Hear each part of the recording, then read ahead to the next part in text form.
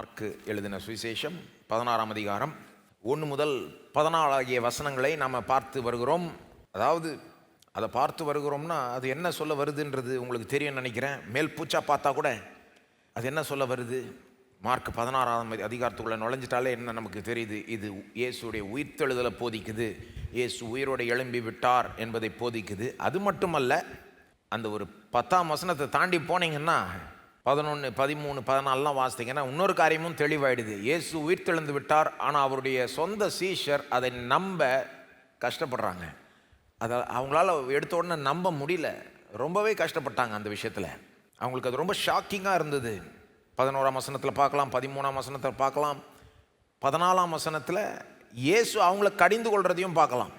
அப்போது ஆக மொத்தத்தில் இதை என்ன போதிக்க வருது? இயேசு உயிர்த்தெழுந்தார், அதை அவர்கள் சீஷர்கள் எடுத்த உடனே அப்படியே ஒன்றும் நம்பிடல, கஷ்டப்பட்டாங்கன்ற இந்த காரியம் இங்கே பதிவு செய்யப்பட்டிருக்கு. ஏன் இப்படி நம்ம வேதத்தில் இது இருக்குது என்ற கேள்வியை நாம் எழுப்பி ஆகணும். ஒரு வேத பகுதியை வாசிக்கிறப்போ படிக்கிறப்போ இது ஏன் இங்கே இருக்குது? why is this here? for what purpose? எந்த நோக்கத்துக்காக தேவன் நமக்கு இப்படிப்பட்ட ஒரு பகுதியை விட்டு வச்சிருக்கிறார்? ஆவியானவர் ஏன் இப்படி ஒரு பகுதியை விட்டுருக்கிறார்? இங்கே மட்டும் இல்லை பாருங்க, எல்லா சுவிசேஷத்துலையும் மத்தேயு, மார்க்கு, லூக்கா, யோவான் எல்லாத்திலுமே இப்படி வருது. நீங்கள் போய் வாசித்து பாருங்க. மத்தேயு 28ஆம் அதிகாரம் வாசித்து பாருங்க, லூக்கா 24ஆம் அதிகாரம் வாசித்து பாருங்க, யோவான் 20ஆம் அதிகாரம் வாசித்து பாருங்க. எல்லா சுவிசேஷங்களும் இதே தான் சொல்லுது. அடிப்படையா இயேசு உயிர்த்தெழுந்துட்டார், ஆனால் சீஷர்கள் எடுத்த உடனே நம்ப முடியல, ரொம்ப கஷ்டப்படுறாங்க. ஏன் ஒவ்வொரு சுவிசேஷத்துலையும் இது பதிவு செய்யப்பட்டிருக்கு? இதுக்கு சில காரணங்கள் இருக்குது, நோக்கங்கள் இருக்குது. ஒரு காரணம் என்னென்னா, உண்மையிலே இதுதான் நடந்தது, உண்மையை அப்படியே ரெக்கார்ட் பண்ணிட்டாங்க. உண்மையிலே நடந்தது அப்படியே ரெக்கார்ட் பண்ணிட்டாங்க. ஆனால் வேறு சில நோக்கங்களும் இருக்குன்னு நான் நம்புகிறேன். கொஞ்சம் யோசித்து பாருங்கள். நான் நினைக்கிறேன் ஒரு நோக்கம், ஏன் தேவன் இப்படிப்பட்ட காரியத்தை பதிவு செஞ்சு நமக்காக வச்சிருக்கிறாருன்னா, நம்மளை ஊக்கப்படுத்தும்படி. சீஷர்களுடைய முழு கதையை வாசித்தீங்கன்னா, இதோட நிறுத்தாமல் அப்போஸ்தலரும் போய் அவங்க முழு கதையை வாசித்தீங்கன்னா இதை பார்க்குறப்போ ரொம்ப கான்ட்ராஸ்டாக இருக்கும். அப்போஸ்தலரில் அவங்க விசுவாச வீரர்களாக இருக்கிறாங்க. அவ்வளோ தைரியத்தோட, ஒரு துணிச்சலோட, ஒரு உறுதியோட போய் ஊழியத்தை செய்கிறாங்க, பிரசவம் பண்ணுறாங்க. எவ்வளோ எதிர்ப்பு வந்தாலும் அவங்க சோர்வடைகிறது இல்லை, உலகத்தையே கலக்கிறாங்க. அப்போஸ்தலர் அப்படியே சொல்லப்பட்டிருக்கு பாருங்க. அப்போஸ்தலர் 17ஆம் அதிகாரத்திலலாம் ஒரு ஊருக்கு வராங்க சீஷர்கள். அவங்கள பற்றி என்ன பேச்சு இருக்குதுன்னா, அங்கே உலகத்தை கலக்கினவங்க இங்கே வராங்க அப்படின்னு. அப்படி ஒரு பேர் உண்டாயிடுச்சு அவங்களுக்கு. அப்போ அங்கே பார்க்குற சீஷர்களுக்கும் இங்கே பார்க்குற சீஷர்களுக்கும் பெரிய ஒரு வித்தியாசம் இருக்குது பாருங்க. இதன் மூலமாக நாம் ஊக்கம் பெற வேண்டும். நான் நினைக்கிறேன் அந்த நோக்கத்துக்காக இது பதிவு செய்யப்பட்டிருக்கு. இப்படி இருந்தவங்க அப்படி ஆயிட்டாங்கன்னா, அப்போ நாமளும் எப்படி இருந்தாலும் நாளைக்கு நல்லா ஆகலாம். கோலத்தனமாக பயந்து அவிசுவாசத்தோட சந்தேகத்தோடு இருந்தவங்க கம்ப்ளீட்டாக மாறி விசுவாச வீரர்களா, சந்தேகமே இல்லாமல் உறுதியாக தைரியமாக ஊழியத்தை செய்து தேவனுடைய நோக்கத்தை நிறைவேற்றுறாங்கன்னா, அந்த அளவுக்கு ஒரு மாற்றம் அவர்களுக்கு ஏற்பட முடியும்னா யாருக்கு வேணா ஏற்பட முடியும். இன்றைக்கு சந்தேகத்தினால் அகப்பட்டு பயந்து கொண்டு உறுதி இல்லாமல் என் வாழ்க்கை உருப்படுமான்னு நினைக்கிறவர்களுக்கு பார்த்து சொல்லுகிறேன், பயப்பட வேண்டாம். நீங்களும் மாறலாம். நாளைக்கு விசுவாச வீரர் ஆகலாம். நீங்கள் பைபிளில் இருக்கிற ஹீரோலாம் ஹீரோவாக தொடங்கலை, ஜீரோவாக தான் தொடங்கினாங்க. சாதாரண ஆளுங்க, பிழையுள்ள குறைவுள்ள மனிதர்கள். இவங்கள தான் தேவன் எடுத்து விடாமல் அவங்களோட வேலை செஞ்சு அவங்கள மாற்றி வேற மாதிரி ஆளாக்குறாரு. அவங்கள கொண்டு பெரிய காரியங்களை சாதிக்கிறார். அப்போ இது நமக்கு ஒரு ஊக்கத்தை அளிக்குது. இப்படி சீஷர்கள் ஒரு காலத்தில் இருந்தாங்க, ஆனால் பிறகு அப்படி ஆனாங்கன்னு பார்க்குறப்போ நமக்கும் ஒரு ஊக்கம் வருது. சரி, நம்மளும் மாறலாம். யார் வேணா மாறலாம். நான் சொல்கிறேன், யார் வேணா மாறலாம். எப்பேற்பட்ட சந்தேக பேர் வழியாக இருந்தாலும், எப்பேற்பட்ட ஒரு பயத்தில் அகப்பட்டிருந்தாலும் நீங்கள் மாறலாம். இப்படியே இருப்பீங்கன்னு கிடையாது, மாறிடுவீங்க. தொடர்ந்து வசனத்தை கேளுங்க, தொடர்ந்து சபைக்கு வாங்க, தொடர்ந்து இந்த இயேசுவை அப்படியே அவரோட ஒட்டிக்கிட்டீங்கனாலே போதும். அவர் உங்களை விட மாட்டார். நீங்கள் அப்படியே இருந்தீங்கனாலே போதும், உங்களை மாற்றிடுவார் பாருங்க. அப்போ நம்ம ஊக்கம் அடையணும். அது மட்டும் இல்லை, இது ஒரு எச்சரிக்கையாகவும் இருக்குது. இது நமக்கு ஊக்கத்தையும் அளிக்குது, நமக்கு எச்சரிக்கவும் செய்யுது. இயேசு பார்த்தீங்கன்னா அங்கே கடிந்து கொள்ளுகிறார் 14ஆம் வசனத்தில். ஏன் விசுவாசிக்க மாட்டீங்க அப்படின்னு கடிந்து கொள்றாருன்னா, இது என்ன காண்பிக்குதுன்னா, நாம ஒருவேளை நம்மிடத்தில் இயேசுடைய உயிர்த்தெழுதலை குறித்த சந்தேகங்கள் இருக்குமானால் நாம் அதை லேசில் எடுத்துக்கக்கூடாது, அதை லேசாக எடுத்துக்கக்கூடாது. அதை பற்றி ஏதாவது செய்யணும். ஏன்னா இயேசுடைய உயிர்த்தெழுதலை குறித்த சந்தேகம் இருந்ததுன்னா அது நல்லது கிடையாது, நல்லதே கிடையாது. ஏன்னா அதுதான் கிறிஸ்தவ ஒரு விசுவாசத்துக்கே அடிப்படை.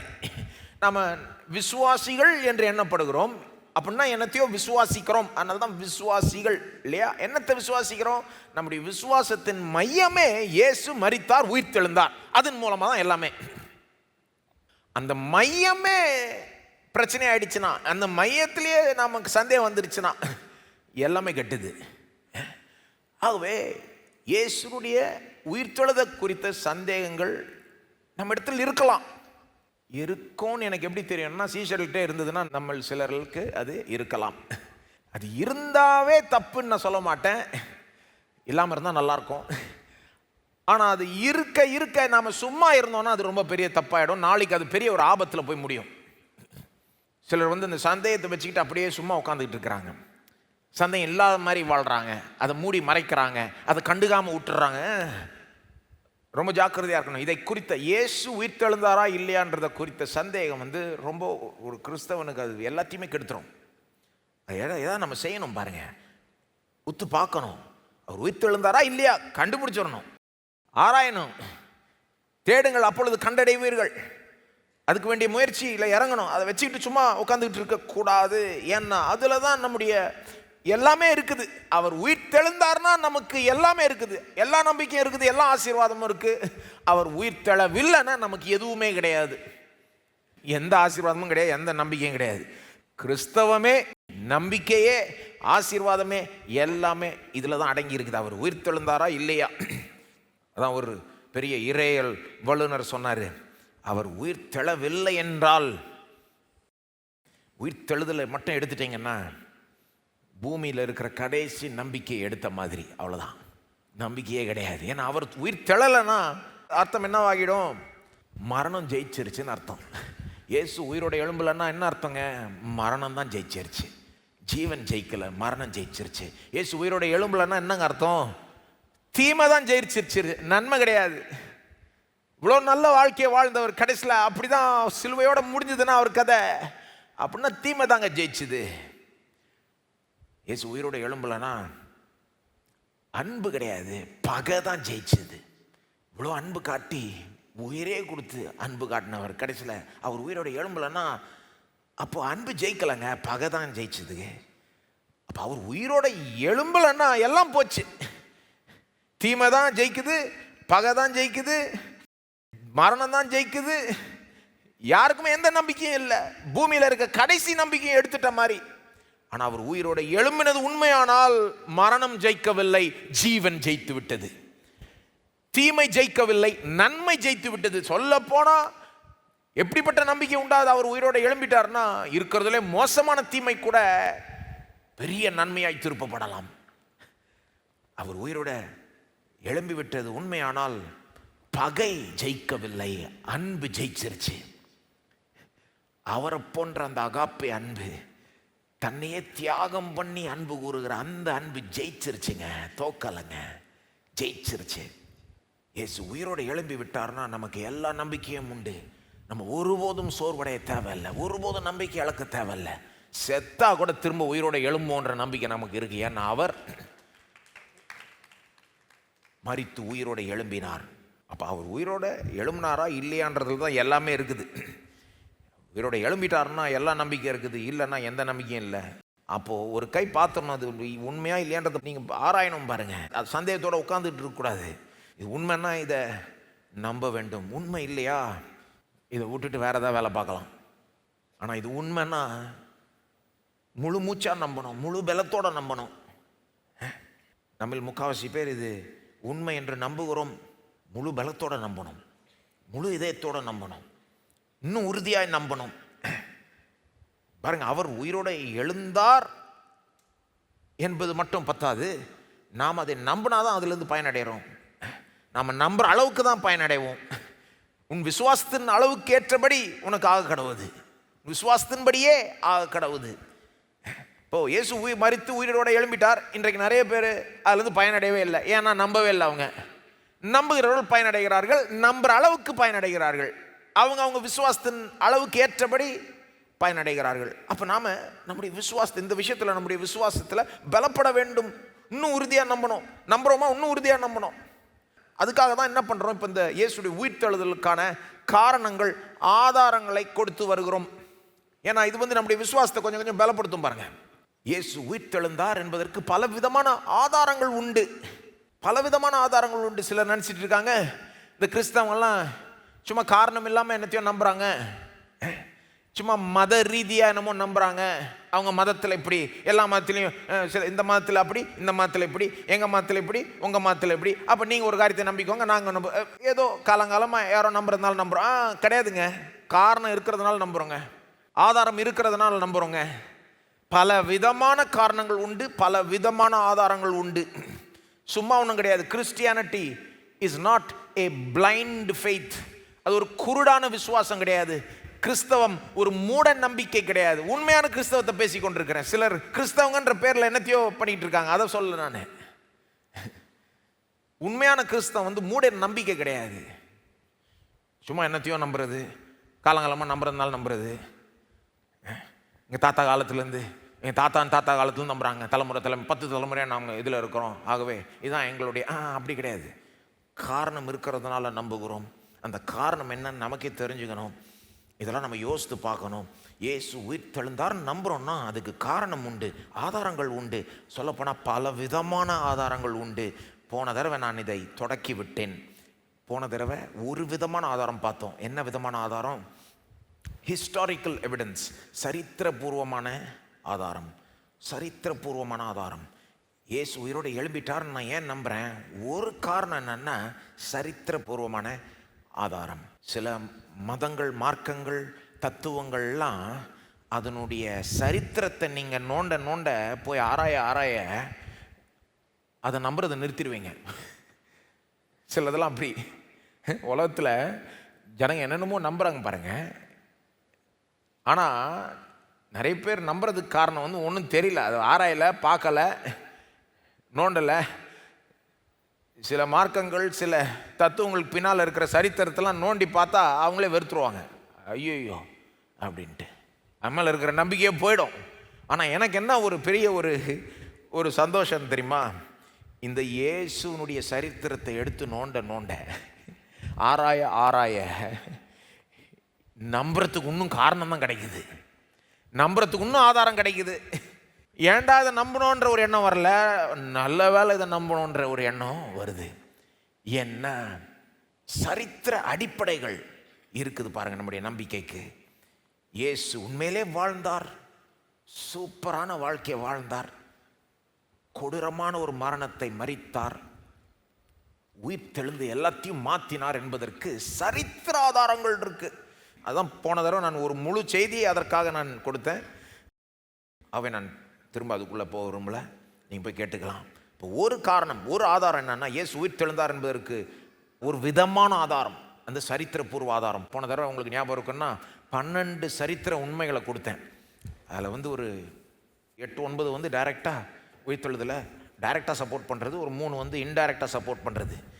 அப்போது உங்கள் மைண்டில் ஒருவேளை அது 10-12 ஆதாரம்னு நினைக்கலாம் நீங்கள். அது எல்லாத்தையும் நான் எப்படி என்றேன்னா, ஒரு விதமான ஆதாரம், ஒரு விதமான ஆதாரம், சரித்திரபூர்வமான ஆதாரம், ஒரு கேட்டகரி, ஒரு வகை. அது இன்றைக்கு நாம் பார்க்க போகிறது வேற விதமான ஆதாரங்கள், வேற விதமான காரணங்கள். ஏன் உயிர் தெழுந்தார் என்று நம்புகிறோம்? வேற ஆதாரங்களும் உண்டு, வேற விதமான ஆதாரங்கள், காரணங்களும் உண்டு. இன்றைக்கு அதை பார்ப்போம். ஸோ ஒன்று வந்து சரித்திரபூர்வமான ஆதாரம். இன்றைக்கு வந்து இன்னும் வேறு 2 விதமான ஆதாரங்களை பேச விரும்புகிறேன். அப்புறம் அடுத்த தடவை இன்னொரு 2 விதமான ஆதாரங்கள். சொல்லப்போனால் அடுத்த தடவை பேச போகிறது தான் ரொம்பவே முக்கியம், மிக முக்கியமான ஆதாரங்கள், காரணங்கள். ஆனால் பல விதமான, பல வகையான ஆதாரங்கள் இருக்குது என்பதை நாம் புரிஞ்சுக்கணும். ஓகே, அப்போ இன்றைக்கி பார்க்குறத பார்ப்போம். ஃபஸ்ட்டு சரித்திரபூர்வமான ஆதாரம் இன்றைக்கி. ரெண்டாவதா பர்சனல் எக்ஸ்பீரியன்ஸ், தனிப்பட்ட அனுபவம். இதுவும் ஒரு விதமான ஆதாரம். ஏன் நான் நம்புகிறேன் இயேசு உயிர் தெழுந்தார்னு ஏன் நம்புகிறேன்? என்னுடைய தனிப்பட்ட அனுபவம் வந்து அதை கன்ஃபார்ம் பண்ணுது.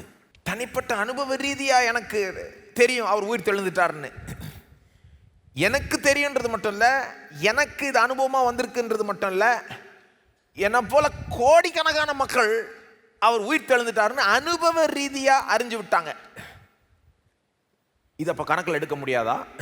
நிச்சயமாக கணக்கில் எடுக்கணும். இதுவும் ஒரு விதமான ஆதாரம், இதுவும் ஒரு விதமான காரணம். இது ஒரு valid reason to believe in the resurrection.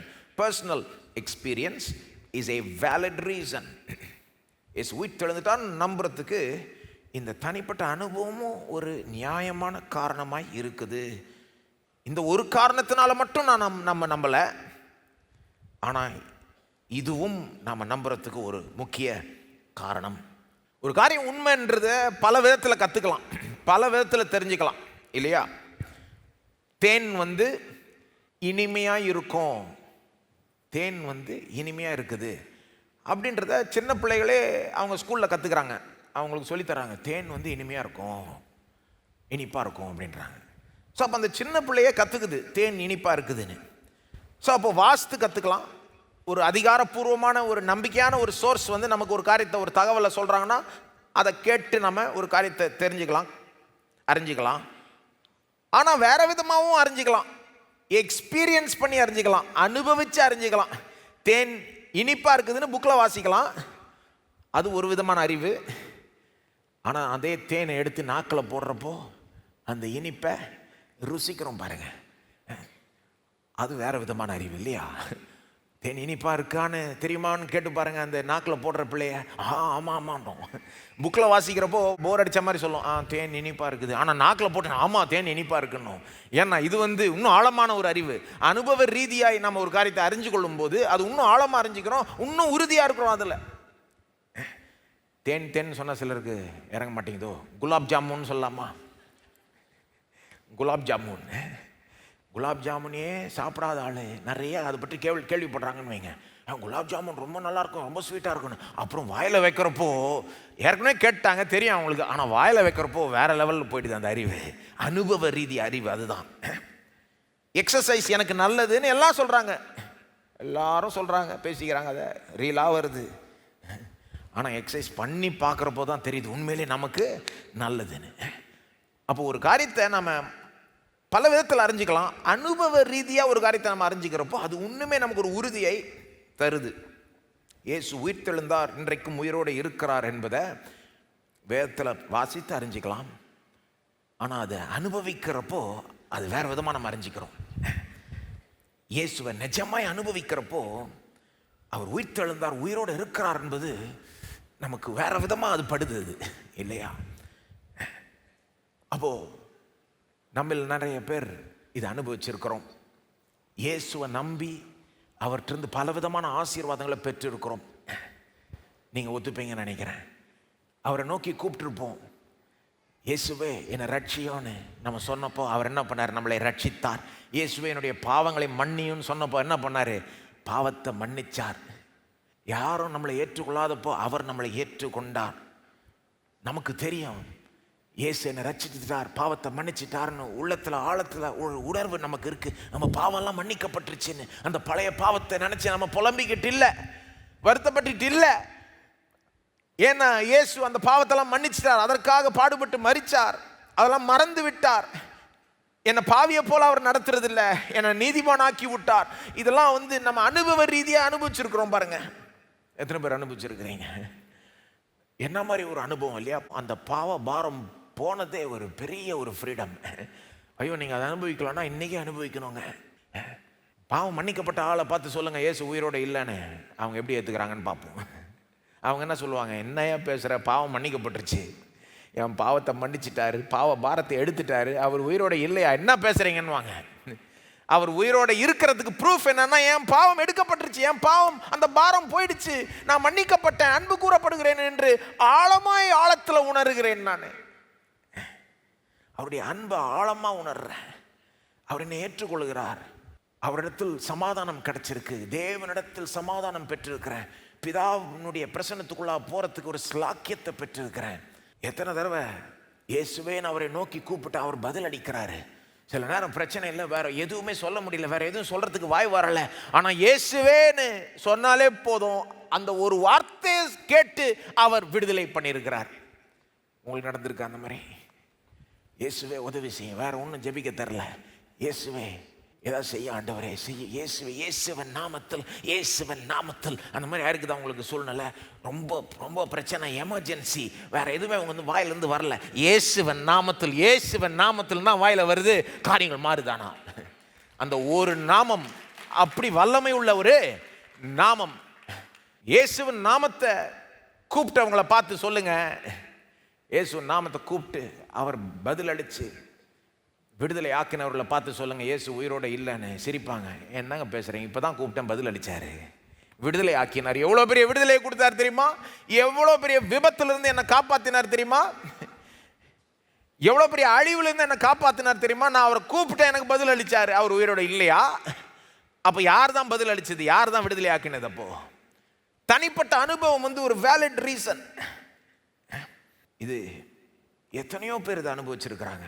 அப்போ இதெல்லாம் வந்து நம்ம எல்லாருமே ஏமாந்துட்டோமா? ஒரு ஆள் வந்து என்னமோ ஏமாந்துட்டாங்கன்னு சொல்லலாம். கோடிக்கணக்கான மக்கள் சரித்திரம் முழுவதா 2000 வருஷத்துல கோடிக்கணக்கான மக்கள் உலகம் எங்கும் இருந்து பலவிதமான மக்கள் பலவிதமான பேக்ரவுண்ட்லேருந்து இந்த இயேசுவை நம்பி அனுபவிச்சிருக்காங்க. எல்லாரும் ஏமாந்துட்டாங்களா? படித்தவங்க, படிக்காதவங்க, பணக்காரங்க, ஏழைகள், பெரியவங்க, சின்னவங்க, இவங்கெல்லாம் இயேசுவை நம்பி எவ்வளோ பெற்றாங்களே, இதெல்லாம் சும்மாவா? கிடையாதுங்க. தனிப்பட்ட அனுபவம் வந்து கன்ஃபார்ம் பண்ணுது, இயேசு உயிரோடு இருக்கிறார், சகலத்தையும் ஆளுகிறார், தேவாதி தேவனாய் இருக்கிறார், ராஜாதி ராஜாவாய் இருக்கிறார். நம்ம வாழ்க்கையை திரும்பி பார்க்குறப்போ நமக்கு தெரியுது, எங்கே இருந்தோம் இப்போ எவ்வளோ தூரம் வந்திருக்கிறோம். இது அவருடைய சுத்த கிருபை. இதுவே ப்ரூஃப் அவர் உயிரோடு இருக்கிறார் என்பதற்கு. நம்முடைய வாழ்க்கை எவ்வளோ முன்னேறி இருக்கிறது, எவ்வளோ ஆசீர்வாதத்தை பெற்று அனுபவிச்சிருக்கிறோம், நாம் எவ்வளோ மாற்றப்பட்டிருக்கிறோம்.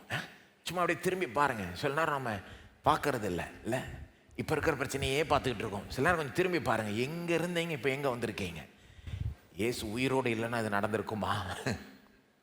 உயிர்த்தெழுந்த இயேசுவை நம்பி தானே வந்திருக்கிறீங்க இவ்வளோ தூரம். அவர் தானே உங்களை நடத்தி இருக்கிறாரு. உட்காந்து வேதத்தை வாசிக்கிறப்போ, ஜெபிக்கிறப்போ, பாடுறப்போ அவருடைய பிரசன்னத்தை உணர்றோம் இல்லையா? பிரசன்னத்தை உணர்றோம்.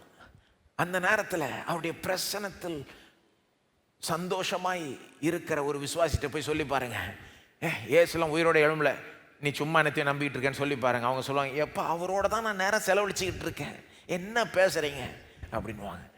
அதான் ஒரு சண்டே ஸ்கூல் பாட்டு இருக்கு பாருங்க, God's not dead, no he is alive, I can feel him all over me. கடவுள் வந்து மரித்தில்லை, அவர் உயிரோடு இருக்கிறார். எப்படி எனக்கு தெரியும்? முழுக்க முழுக்க நான் அவரை உணர்கிறேன். ஐ can feel him in my hands, I can feel him in my feet, I can feel him in the air, I can feel him everywhere. என் கைகளில், என் காலில், காற்றுல, எல்லா இடத்துலையும் அவருடைய பிரசனத்தை நான் உணர்கிறேன். அவருடைய பிரசனத்தை உணர்ந்தவங்கள்ட்ட போய் பேசி பாருங்க, அவர் உயிரோட எழும்பலன்னு. அவங்க சிரிப்பாங்க, என்னங்க பேசுகிறீங்க, அவருடைய பிரசனத்தை போல எதுவும் இல்லைங்க. தனிப்பட்ட அனுபவம். உங்களுக்கு அந்த தனிப்பட்ட அனுபவம் இருக்குதா? உயிர்த்தெழுந்த இயேசுவோட ஒரு தனிப்பட்ட அனுபவம் இருக்குதா? ஒவ்வொரு விசுவாசிக்கும் கொஞ்சமாவது இருக்குது இல்லையா? அந்த தனிப்பட்ட அனுபவமே உங்களுடைய கடந்த வாழ்க்கை, எங்கிருந்து எவ்வளோ தூரம் வந்திருக்கிறீங்க, எப்படி நீங்கள் மன்னிக்கப்பட்டிருக்கிறீங்க, எப்படி நீங்கள் ஆசீர்வதிக்கப்பட்டிருக்கிறீங்க. விபிஎஸ்ல கூட பிள்ளைகளுக்கு நாங்கள் சொல்லி கொடுத்தோம் பாருங்கள். ஒரு நாள் வந்து எக்ஸ்ட்ரீம் ஆசீர்வாதம், அதான் தீம்.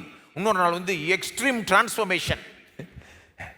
எவ்வளோ ஆசீர்வதிக்கப்பட்டிருக்கோன்னு பார்க்குறப்போ, எவ்வளோ நம்ம டிரான்ஸ்ஃபார்ம் ஆயிருக்கோம், மாறி இருக்கோன்னு பார்க்குறப்போ, இயேசு உயிரோட இல்லைன்னு எப்படி சொல்றது? சான்ஸே கிடையாது. நம்முடைய டிரான்ஸ்ஃபர்மேஷன், நம்ம எந்த அளவுக்கு மாறி இருக்குன்றதை யோசித்து பாருங்க. இந்த இயேசுவை நம்பினதுனால, இந்த உயிர்த்தெழுந்த இயேசுவின் மீது நம்ம நம்பிக்கையை வச்சதுனால, நம்மகிட்ட ஒரு தாழ்மையும் இருக்குது, ஒரு தைரியமும் இருக்குதாங்க. ஏன்னா தாழ்மை இருந்தால் தான் ரட்சிக்கப்பட முடியும். ரட்சிக்கப்படுறதுக்கு நான் பாவி ஆண்டவரே நான் ரட்சியம்னு சொல்லணும். அதனால தான் நிறைய பேர் உலகத்தில் ரட்சிக்கப்படலை. ஏன் தெரியுமா? அது சொல்கிறதுக்கு தாழ்மை இல்லை அவங்களுக்கு. நான் பாவி என்னை ரட்சியம்னு சொல்கிற அளவுக்கு தாழ்மை இல்லை. அது சொன்னால் தான் ரட்சிக்கப்படவே முடியும் இல்லையா? நான் பாவி ஆண்டவரே என்னை ரட்சியம் அப்படின்னு ஆரம்பிக்கணும் இல்லையா? அப்போது அந்த ரட்சிப்பின் அந்த அனுபவமே என்ன பண்ணிடுது? ஒரு தாழ்மையை கொடுத்துருது நமக்கு. அவர் மட்டும் நம்மளை ரட்சிக்கலன்னா நம்ம நரகம்தான் போயிருப்போம். ஆகவே நம்மளை ரட்சித்து அப்புறம் அவர் உயர்த்துறாரு. ஆனால் எவ்வளோ நம்மளை உயர்த்தினாலும் ஒரு உண்மையான ஒரு கிறிஸ்தவனுக்கு, இயேசுவோட நெருங்கி பழகிற ஒரு கிறிஸ்தவனுக்கு பெருமை வந்துடாது. ஏன்னா எவ்வளோ மேலே வந்தாலும் நம்ம எங்கேருந்து வந்தோம்னு மறக்க மாட்டோம். அது மட்டும் இல்லை, இது அவருடைய கிருபை தான் நம்மளை தூக்கி இருக்குதுன்றத ஒருபோதும் மறக்க மாட்டோம். ஆகவே மேலே தூக்க நாம் கீழே இருக்கிறவங்களுக்கு உதவி செய்வோம்.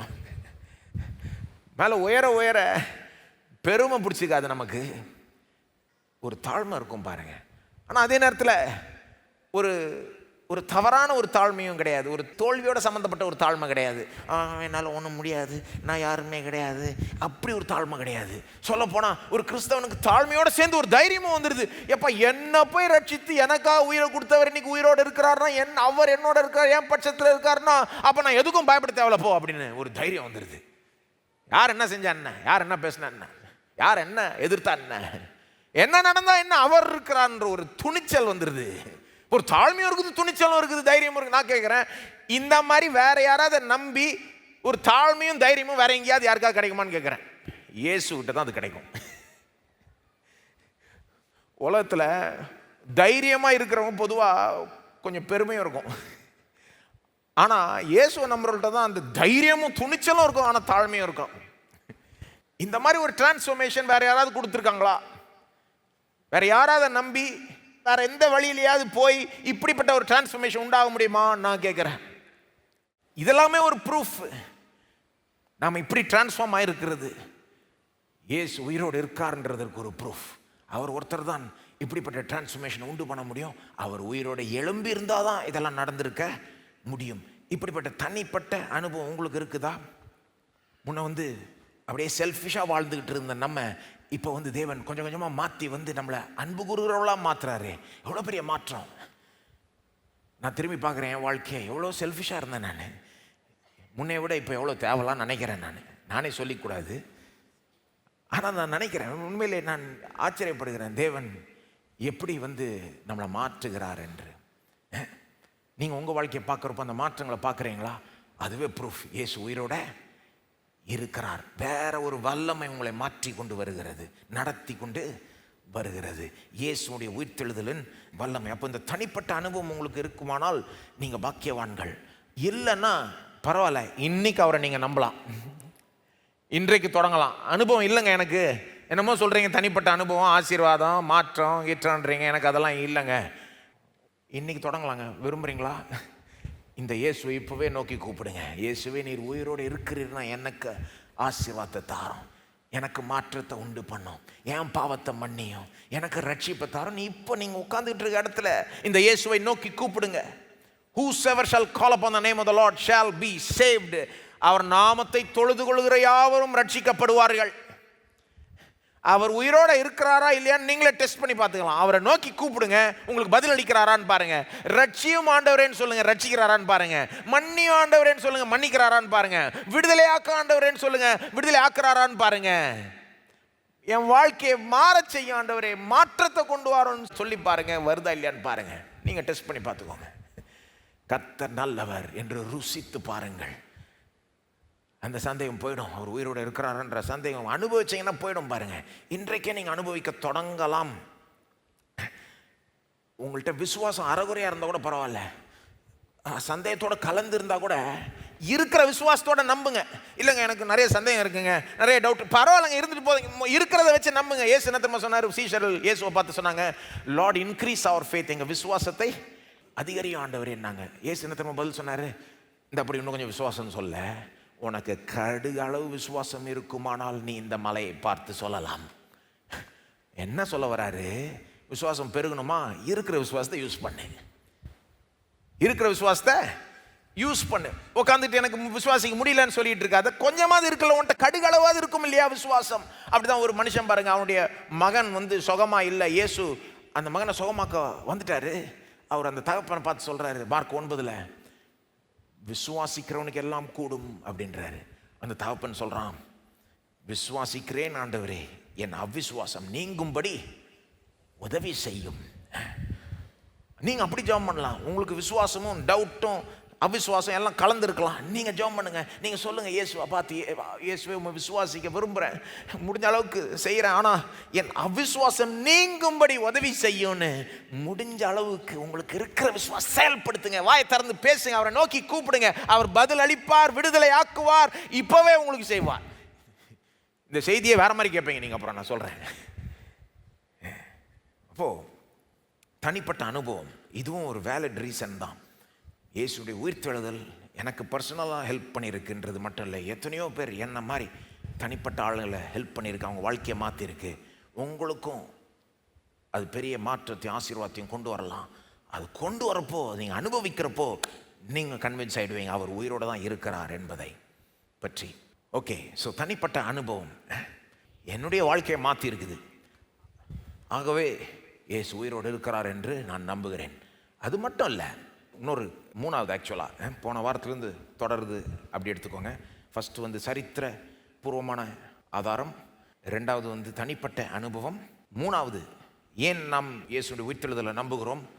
ஏன்னா இயேசுடைய உயிர்த்தெழுதல் ஏற்கனவே இந்த உலகத்தை எந்த அளவுக்கு மாற்றிருக்குது என்பதை பார்க்கும்போது அதுவே ஒரு ஆதாரம் ஆயிடுது. மூணாவது வந்து வேர்ல்டு இம்பேக்ட் அப்படின்னு வச்சுக்கலாம். வேர்ல்டு இம்பேக்ட், உலகத்தின் மீது ஏற்பட்டிருக்கிற தாக்கம். தனிப்பட்ட ரீதியில் ஒரு தாக்கம் உண்டாயிருக்குது, உலக அளவில் இயேசுடைய உயிர்த்தெழுதல் ஒரு பெரிய தாக்கத்தை ஏற்படுத்தியிருக்கு, ஒரு நல்ல தாக்கம். அதை நீங்க பார்க்கும்போதே அதுவே உங்களுக்கு ஒரு ஆதாரமாய் ஆகிவிடும். அவருடைய உயிர்த்தெழுதல் இந்த உலகத்தின் மீது எப்படிப்பட்ட ஒரு நல்ல தாக்கத்தை ஏற்கனவே ஏற்படுத்தியிருக்குது என்பதை பாருங்கள். அதுவே அவர் உண்மையிலே உயிர்த்தெழுந்தார் என்பதற்கு ஒரு ஆதாரமாய் ஆகிவிடும்.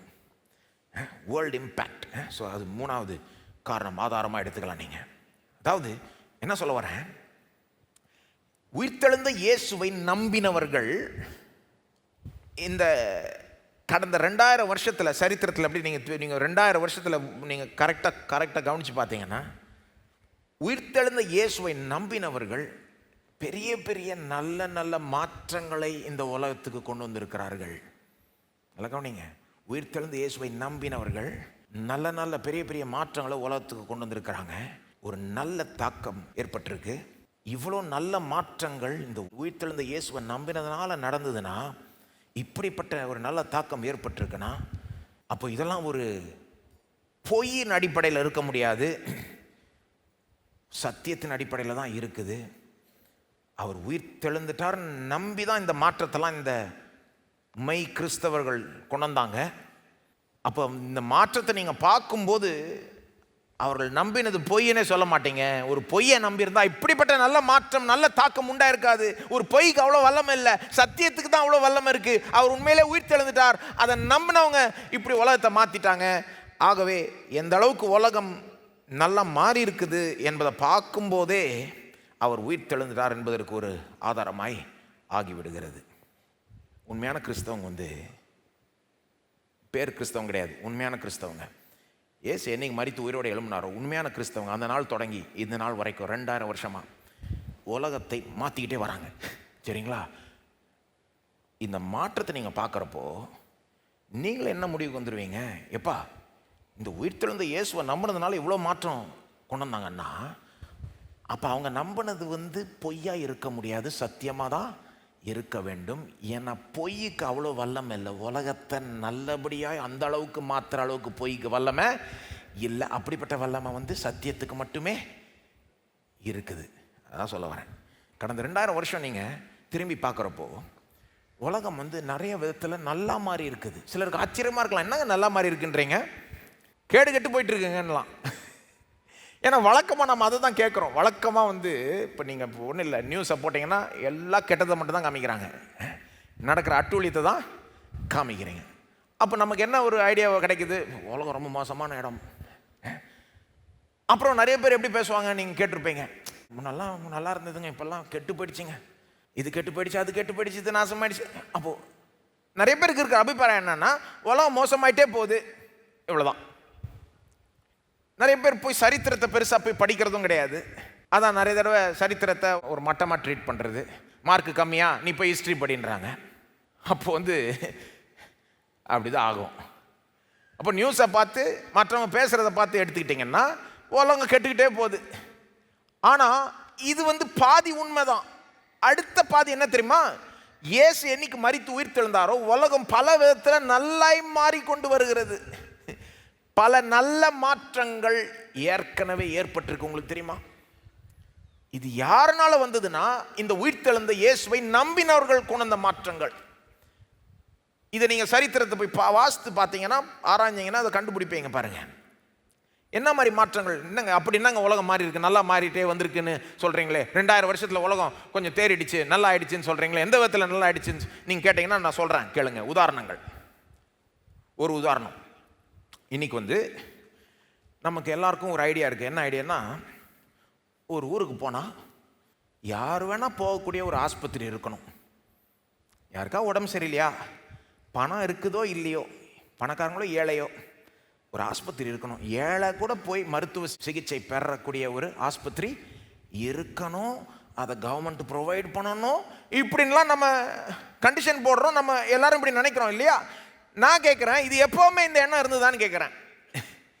இதை இன்னைக்கு எல்லாரும் லேஸில் எடுத்துக்கிட்டாங்க. ஒரு ஊரில் ஆமாங்க ஆஸ்பத்திரி இருக்கணுங்க, ஏழைகளும் போகக்கூடிய ஹாஸ்பிட்டல் இருக்கணும், பணம் இல்லைனாலும் போய் சிகிச்சை பெற மாதிரி ஹாஸ்பிட்டல் இருக்கணும். இன்னைக்கு அப்படிப்பட்ட ஒரு நிலை உண்டாயிடுச்சு. பாருங்க, கவர்மெண்ட் ஆஸ்பத்திரிகள் இருக்குது, பணம் இல்லைனாலும் அங்கே போய் ஃப்ரீயாக கூட ட்ரீட்மெண்ட் பெறலாம். எவ்வளோ பெரிய ஒரு விஷயம் தெரியுமா? இதை நம்ம லேசாக எடுத்துக்கிறோம். எப்போவுமே இப்படி இல்லைங்க. எப்படிங்க இப்படி ஆச்சு உங்களுக்கு தெரியுமா? பழங்காலத்து சமுதாயங்களில் மருத்துவ சிகிச்சை அந்த காலத்தில் இருந்தது. அவங்களுக்கு தெரிஞ்சதை செஞ்சாங்க. ஆனால் பணக்காரங்க மட்டும்தான் அதிலிருந்து பயனடைஞ்சாங்க. பெரிய வல்லவர்கள், செல்வாக்கு மிக்க ஜனங்க, சமூக அந்தஸ்து உள்ளவங்க தான் அந்த மருத்துவ சிகிச்சையெல்லாம் பெற முடியும். பணம் இல்லாதவங்களுக்கு நம்ம சிகிச்சையை கொடுக்கணும், அது கண்டிப்பாக செய்யணும். அதுக்குன்னு ஒரு தனி இடம் வச்சுருக்கணும், ஒரு ஆஸ்பத்திரி மாதிரி ஒரு இடம். யார் ஒன்றா போக முடியணும், அவங்க சிகிச்சை பெற முடியணும் அப்படின்லாம் இல்லைங்க. ரோமாபுரியில் ஆஸ்பத்திரி மாதிரி சில இடங்கள் இருந்தது. யாருக்கு வச்சுருந்தாங்கன்னா, இந்த போரில் போய் சண்டை போட்ட வீரர்கள் அடிபட்டு வராங்கல்ல, அவங்களுடைய காயத்தை ஆற்றி அவங்களுக்கு ஒரு ரிக்கவர் பண்ணுற ஒரு இடமா வச்சுருந்தாங்க. அல்லது அடிமைகள், பெரிய பெரிய ஆளுங்களுடைய அடிமைகள் உடம்பு சரியாதப்போ அங்கே அவங்கள கொண்டு போய் அவங்களுக்கு எதுமோ ட்ரீட்மெண்ட்டை கொடுத்து சரி. ஏன் திரும்ப அதை செஞ்சாங்க? அவங்கள கேட்டு பார்த்தீங்கன்னா, உங்கள் மோட்டிவேஷன் என்ன, ஏன் இதை வச்சுருக்கீங்க கேட்டால் என்ன நம்ம சொல்லுவாங்க? பா, அவனை சரி பண்ணால் தான் திரும்ப போருக்கு போய் சண்டை போட முடியும். அவன் யூட்டிலிட்டி. காரணம் என்னது? அவனை சரி பண்ணலைன்னா நம்ம நாடுக்கு சண்டை போடுறதுக்கு ஆள் இருக்காது. ஆனால் அவனை சரிப்படுத்தி திரும்ப அனுப்பு சண்டை போடுறதுக்கு. இந்த அடிமைக்கு ஏன் ட்ரீட்மெண்ட் கொடுக்கணும்? ஏன்னா அவன் திரும்ப போனால் தான் வேலை நடக்கும். அவன் வேலைக்காக. அப்போ அவன் காரணம்லாம் என்னன்னா, இது அந்த உடம்பு சரியாத ஆளை நினைக்க மாட்டாங்க. இது எங்களுக்கு நல்லதுன்ற மாதிரி செஞ்சாங்க. எல்லாருக்குமே கிடையாது. யார் வேணா போய் அங்கே சிகிச்சை பெறலான்ற ஒரு நிலைமையே கிடையாது. அது எப்படி தொடங்குச்சுன்னா, இந்த உயிர்த்தெழுந்த இயேசுவை நம்பினவர்கள், இந்த மெய் கிறிஸ்தவர்கள் என்ன பண்ணாங்க, திடீர்னு எல்லாரையும் நம்ம கவனிக்கணும்ட்டாங்க. பணம் இருக்குதோ இல்லையோ, பணக்காரனோ ஏழையோ, சமூக அந்தஸ்து உள்ளவங்களோ அடிமட்டத்தில் இருக்கிறவங்களோ எல்லாரையும் நம்ம கவனிக்கணும். சொல்லப்போனால் எல்லாரும் வரக்கூடிய ஒரு இடம் வேணும் அப்படின்னு ஒரு கான்செப்டே கொண்டு வந்தவங்க அவங்க தான். தெரியுமா உங்களுக்கு? யார் வேணா அந்த இடத்துக்கு போய் பணம் இல்லைன்னா கூட சிகிச்சை பெற முடியணும் அப்படின்ற ஐடியாவே கொண்டு வந்தாங்க கிறிஸ்தவங்க தாங்க. The concept of a dedicated institution for the sick, the poor and the vulnerable, irrespective of social status or ability to pay, is a distinctly Christian innovation. இது ஒரு கிறிஸ்தவம் கொண்டு வந்த ஒரு காரியம். சரித்திரத்தில் முதல் பப்ளிக் ஹாஸ்பிட்டல், யார் வேணால் போகலாம், சிகிச்சை பெறலாம், பணம் இல்லைன்னா கூட பரவாயில்ல அப்படின்ற முதல் இடம் செயின்ட் பேசில் த கிரேட் அவர் தான் ஸ்தாபித்தார்ன்றாங்க. பசிலியாஸ் செசரியாவில் 300ஆம் ஆண்டுகளில். அது குட்டி நகரம் மாதிரி இருக்குமா, தனித்தனி பில்டிங், வேறு வேறு பேஷண்ட்டுக்கு, டாக்டருக்கு, நர்ஸஸுக்கு அங்கேயே தங்குற இடம், இந்த தொழுநோயினால் பாதிக்கப்பட்டவர்களுக்கு ஒரு தனி இடம், உணவு, பல விதமான பராமரிப்பு, ஏழைகளுக்கு, எல்லாருக்கும் யார் ஒன்றா போகலாம், ஃப்ரீயாக கூட ட்ரீட்மெண்ட் பெறலாம். இன்றைக்கு அப்படி தான் இந்த மிஷன் ஹாஸ்பிட்டல்லாம் கூட ஸ்தாபிக்கப்பட்டிருக்கு. இவங்களுடைய மோட்டிவேஷன் என்னவா இருந்தது? கிறிஸ்தவர்களுடைய இப்படி பண்ண கிறிஸ்தவர்களுடைய மோட்டிவேஷன் என்னது? இவங்களை சரி பண்ணி திரும்ப போய் நாட்டுக்கு சண்டை போட வைக்கணும், வேலை ஆகணும், அப்படி கிடையாது. உடம்பு சரியாதவனுக்கு அக்கறை காமிக்கணும், இரக்கம் காமிக்கணும், அவனை அரவணைக்கணும், அவனை கவனிக்கணும், அவனுக்கு நம்ம அன்பு செலுத்தணும். அந்த மோட்டிவேஷனோட செஞ்சாங்க பாருங்க. நீங்கள் நினைக்கிறீங்களா இயேசு மரிச்சிட்டார் அப்படியே கதை முடிஞ்சதுன்னு நினச்சா இதை செஞ்சுருப்பாங்கன்னு நினைக்கிறீங்க? உயிர்த்தெழுந்து இயேசுவை நம்பினதுனால தாங்க செஞ்சாங்க. அது ஒரு உதாரணம். இன்னைக்கு இருக்கிற ஹாஸ்பிட்டல் கான்செப்ட் எல்லாருக்கும் இருக்கணும்ன்ற கான்செப்டே இயேசுவை நம்பினவர்கள் தான் கொண்டு வந்தாங்க. உயிர்த்தெழுந்த இயேசுவை நம்பினவர்கள் தான் கொண்டு வந்தாங்க. ரெண்டாவது, இன்னொரு உதாரணம், பெண்களுடைய உரிமைகள், பெண்களுக்கு தேவைப்படுகிற அந்த காரியங்கள், அதாவது பெண்கள் உரிமை, விமென்ஸ் எம்பவர்மெண்ட்னு சொல்லலாம். இன்றைக்கு கூட உலகத்தில் பல பகுதிகளில் பெண்களுக்கு கிடைக்க வேண்டிய ஒரு அங்கீகரிப்பும் ஒரு உரிமையும் மரியாதையும் கிடைக்கிறது இல்லை. அது வருத்தப்படக்கூடிய காரியம். ஆனால் வெறும் இன்றைக்கு இருக்கிற நிலையை மட்டும் பார்க்கக்கூடாது. முழு படத்தை புரிஞ்சுக்கணுன்னா, முழு ஒரு ஒரு கண்ணோட்டம் இருக்கணும்னா திரும்பியும் பார்க்கணும். கடந்த 2000 வருஷத்தில் பல விதத்தில் இந்த பெண்கள் உரிமை முன்னேறி இருக்கிறது உண்மைதான். இருக்க வேண்டிய நிலைக்கு இன்னும் வரல, ஆனாலும் பல விதங்களில் பல கேசஸில் முன்னேறிக்குதுன்னு சொல்ல விரும்புகிறேன். 2 உதாரணம் கொடுக்குறேன், குறிப்பான உதாரணம். ஒன்று சைனாவில் ஃபுட் பைண்டிங், காலை கட்டி வைப்பாங்க, பெண்களுடைய கால்களை கட்டி வைப்பாங்க. அதை பார்த்துருக்கீங்களான்னு தெரில. சைனாவில் 1000 வருஷம், ஏறக்குற 1000 வருஷத்துக்கு இந்த ஒரு பழக்க வழக்கம் இருந்தது. ஒரு பிள்ளை சின்ன பிள்ளையாக இருக்கிறப்போவே, ஒரு ஏறக்குற 5 வயசுலேருந்து ஒரு 8 வயசுக்குள்ளே அந்த பிள்ளையினுடைய காலை என்ன பண்ணுவாங்க, மடைச்சி அந்த எலும்பு கெட்டி ஆகிறதுக்கு முன்னால் அந்த கட்டை விரலை தவிர மற்ற விரல்களை அப்படியே இப்படி வளைச்சி எலும்பியே உடைச்சிருவாங்க. அதை பெருசாக வளராதபடிக்கு சின்ன காலாக இருக்கும்படி வளைச்சிருவாங்க. கேட்டால் என்னன்னு சொல்கிறாங்க, இந்த ஒரு இமேஜை காமிச்சிடுறேன் பாருங்கள். இதை அந்த கால் வளராதபடிக்கு சின்னதாகவே இருக்கும்படி அதை ஃபோர்ஸ்ஃபுல்லாக வளைச்சிருவாங்க. அதை வளைக்கிறப்போ அந்த எலும்பே உடையுமோ, மேலே வளராதபடிக்கு. ஏன்னா ஏன்பா இதை பண்ணுறீங்க அப்படின்னு கேட்டால் என்ன சொல்லுவாங்களாம், பெண்ணுக்கு சின்ன கால் தான் அழகு. யார் சொன்னா இதை அப்படின்னா அது ஆண்கள் சொல்கிறாங்க. ஒரு சின்ன பிள்ளையினுடைய காலை அப்படி வளைச்சி எவ்வளோ வலியும் வேதனை. நான் கேட்குறேன் பாருங்க, இந்த அம்மா ஒரு பெரிய அம்மா, 1900 ஏறக்குறை ஒரு ஹோட்டலில் இந்த ஃபோட்டோ எடுக்கப்பட்டது. இப்படி கால் இருந்தால் போய் வேலை செய்ய முடியுமா? பெருசாக ஏதாவது செய்ய முடியுமா? அதுவும் இன்னொரு காரணமாக சொன்னாங்க, ஏன்பா இப்படி செய்கிறீங்கன்னா, ஒன்று அழகின் அடையாளம் அப்படின்னாங்க, இன்னொன்று ஒரு அந்தஸ்தின் அடையாளம், ஸ்டேட்டஸ் சிம்பிள். என்ன விளக்கம் கொடுத்தாங்கன்னா, இப்படி கால் இருந்தால் வயலில் போய் வேலை செய்ய முடியாது. ஆனால் அதுதான் பாயிண்ட்டு, வயலில் போய் வேலை செய்ய தேவையில்ல, அந்த அளவுக்கு பணம் இருக்குதுன்னு இது காண்பிக்குது. எப்படி மைண்டு எடக்கு முடக்கா சிந்திக்குது பாருங்க. இதை நியாயப்படுத்துறதுக்கு எப்படி நியாயப்படுத்தணுமோ நியாயப்படுத்தினாங்க. 1000 வருஷம் இது இருந்ததுங்க இந்த பழக்கம் சைனாவில். எப்படிங்க மாறிச்சுது? நீங்கள் போய் சரித்திரத்தில் பார்த்தீங்கன்னா, அந்த லோக்கல் சைனீஸ் ரிஃபார்மர்ஸை பற்றி நிறைய பேசுவாங்க. ஆனால் நீங்கள் இன்னும் கொஞ்சம் நோண்டி பார்த்தா தான் தெரியும், லோக்கல் சைனீஸ் சீர்திருத்தவாதிகள் தொடங்கிறதுக்கு முன்னாலேயே, இதை எதிர்க்கிறதுக்கு போராடுறதுக்கு முன்னால் அங்கே இருக்கிற மிஷனரிஸ் இதை எதிர்த்து போராட தொடங்கிட்டாங்க. ரெவரண்ட் ஜான் மெகாவன் 1875ஆம் ஆண்டில் இதற்கு விரோதமாக லண்டன் மிஷனரி சொசைட்டிலிருந்து அவர் அங்கே மிஷனரி ஊழியம் செய்துக்கிட்டு இருந்தார் சைனாவில். இதுக்கு விரோதமாக போராட்டம் செய்ய ஆரம்பிச்சிட்டாரு. 15 வருஷமாக இதை எதிர்த்தார். அதுக்கப்புறம் தான் அதை செய்ய தான் மற்ற லோக்கல் சைனீஸ் சீர்திருத்தவாதிகள்லாம் அதை புரிஞ்சுக்கிட்டு அதில் ஜாயின் பண்ணிக்கிட்டாங்க இந்த போராட்டத்தில். அப்புறம் தான் ஒரு பெரிய அவங்களுக்கு ஒரு சக்ஸஸ் வந்தது. அதுக்கு விரோதமாக ஒரு சட்டத்தையே பாஸ் பண்ணாங்க 1912ஆம் ஆண்டில். அந்த சட்டத்தை பாஸ் பண்ண பிறகும் இது 1000 வருஷம் பழக்கமாக இருக்கிறதுனால ஜனங்க லேஸில் மாற விரும்பல பாருங்க. கோல்டன் லோட்டஸ் ஃபீட் வேணுன்றான், அதுக்கு பேர் அப்படி கோல்டன் தங்க தாமரை கால். அதுக்காக என்ன வேணால் பண்ணிக்கலாம். ஆனால் இது சட்டத்தை ஃபாலோ பண்ணுறாங்களா இல்லையான்றதுக்கு சில மிஷனரிஸை பயன்படுத்தினாங்க. சைனீஸ் கவர்மெண்ட்டே கிளாடிஸ் ஏல்வர்ட் போன்ற மிஷனரிலாம் ஊராக போய் இன்ஸ்பெக்ட் பண்ணுவாங்களாம், யாராவது இந்த பழக்கத்தை இன்னும் ஃபாலோ பண்ணுறாங்களான்னு. கவர்மெண்ட்டே அவங்களுக்கு அதிகாரத்தை கூட அனுப்பிச்சு. அவங்க ஒரு மிஷனரி பாருங்க, ஆனால் சைனீஸ் கவர்மெண்ட்டே அவங்கள பயன்படுத்துச்சு அந்த விதத்தில். 1000 வருஷம் நடந்த ஒரு பெண்களுடைய உரிமை ஒடுக்கின ஒரு பழக்கம் அங்கே பார்த்தீங்கன்னா, உயிர்த்தெழுந்த இயேசுவை நம்பினவர்களால் ஒரு பெரிய மாற்றம் அங்கே வந்தது. சரி, வேற ஏதோ ஊரில் நடக்கிறது சொல்கிறேன்னு நினைக்காதீங்க.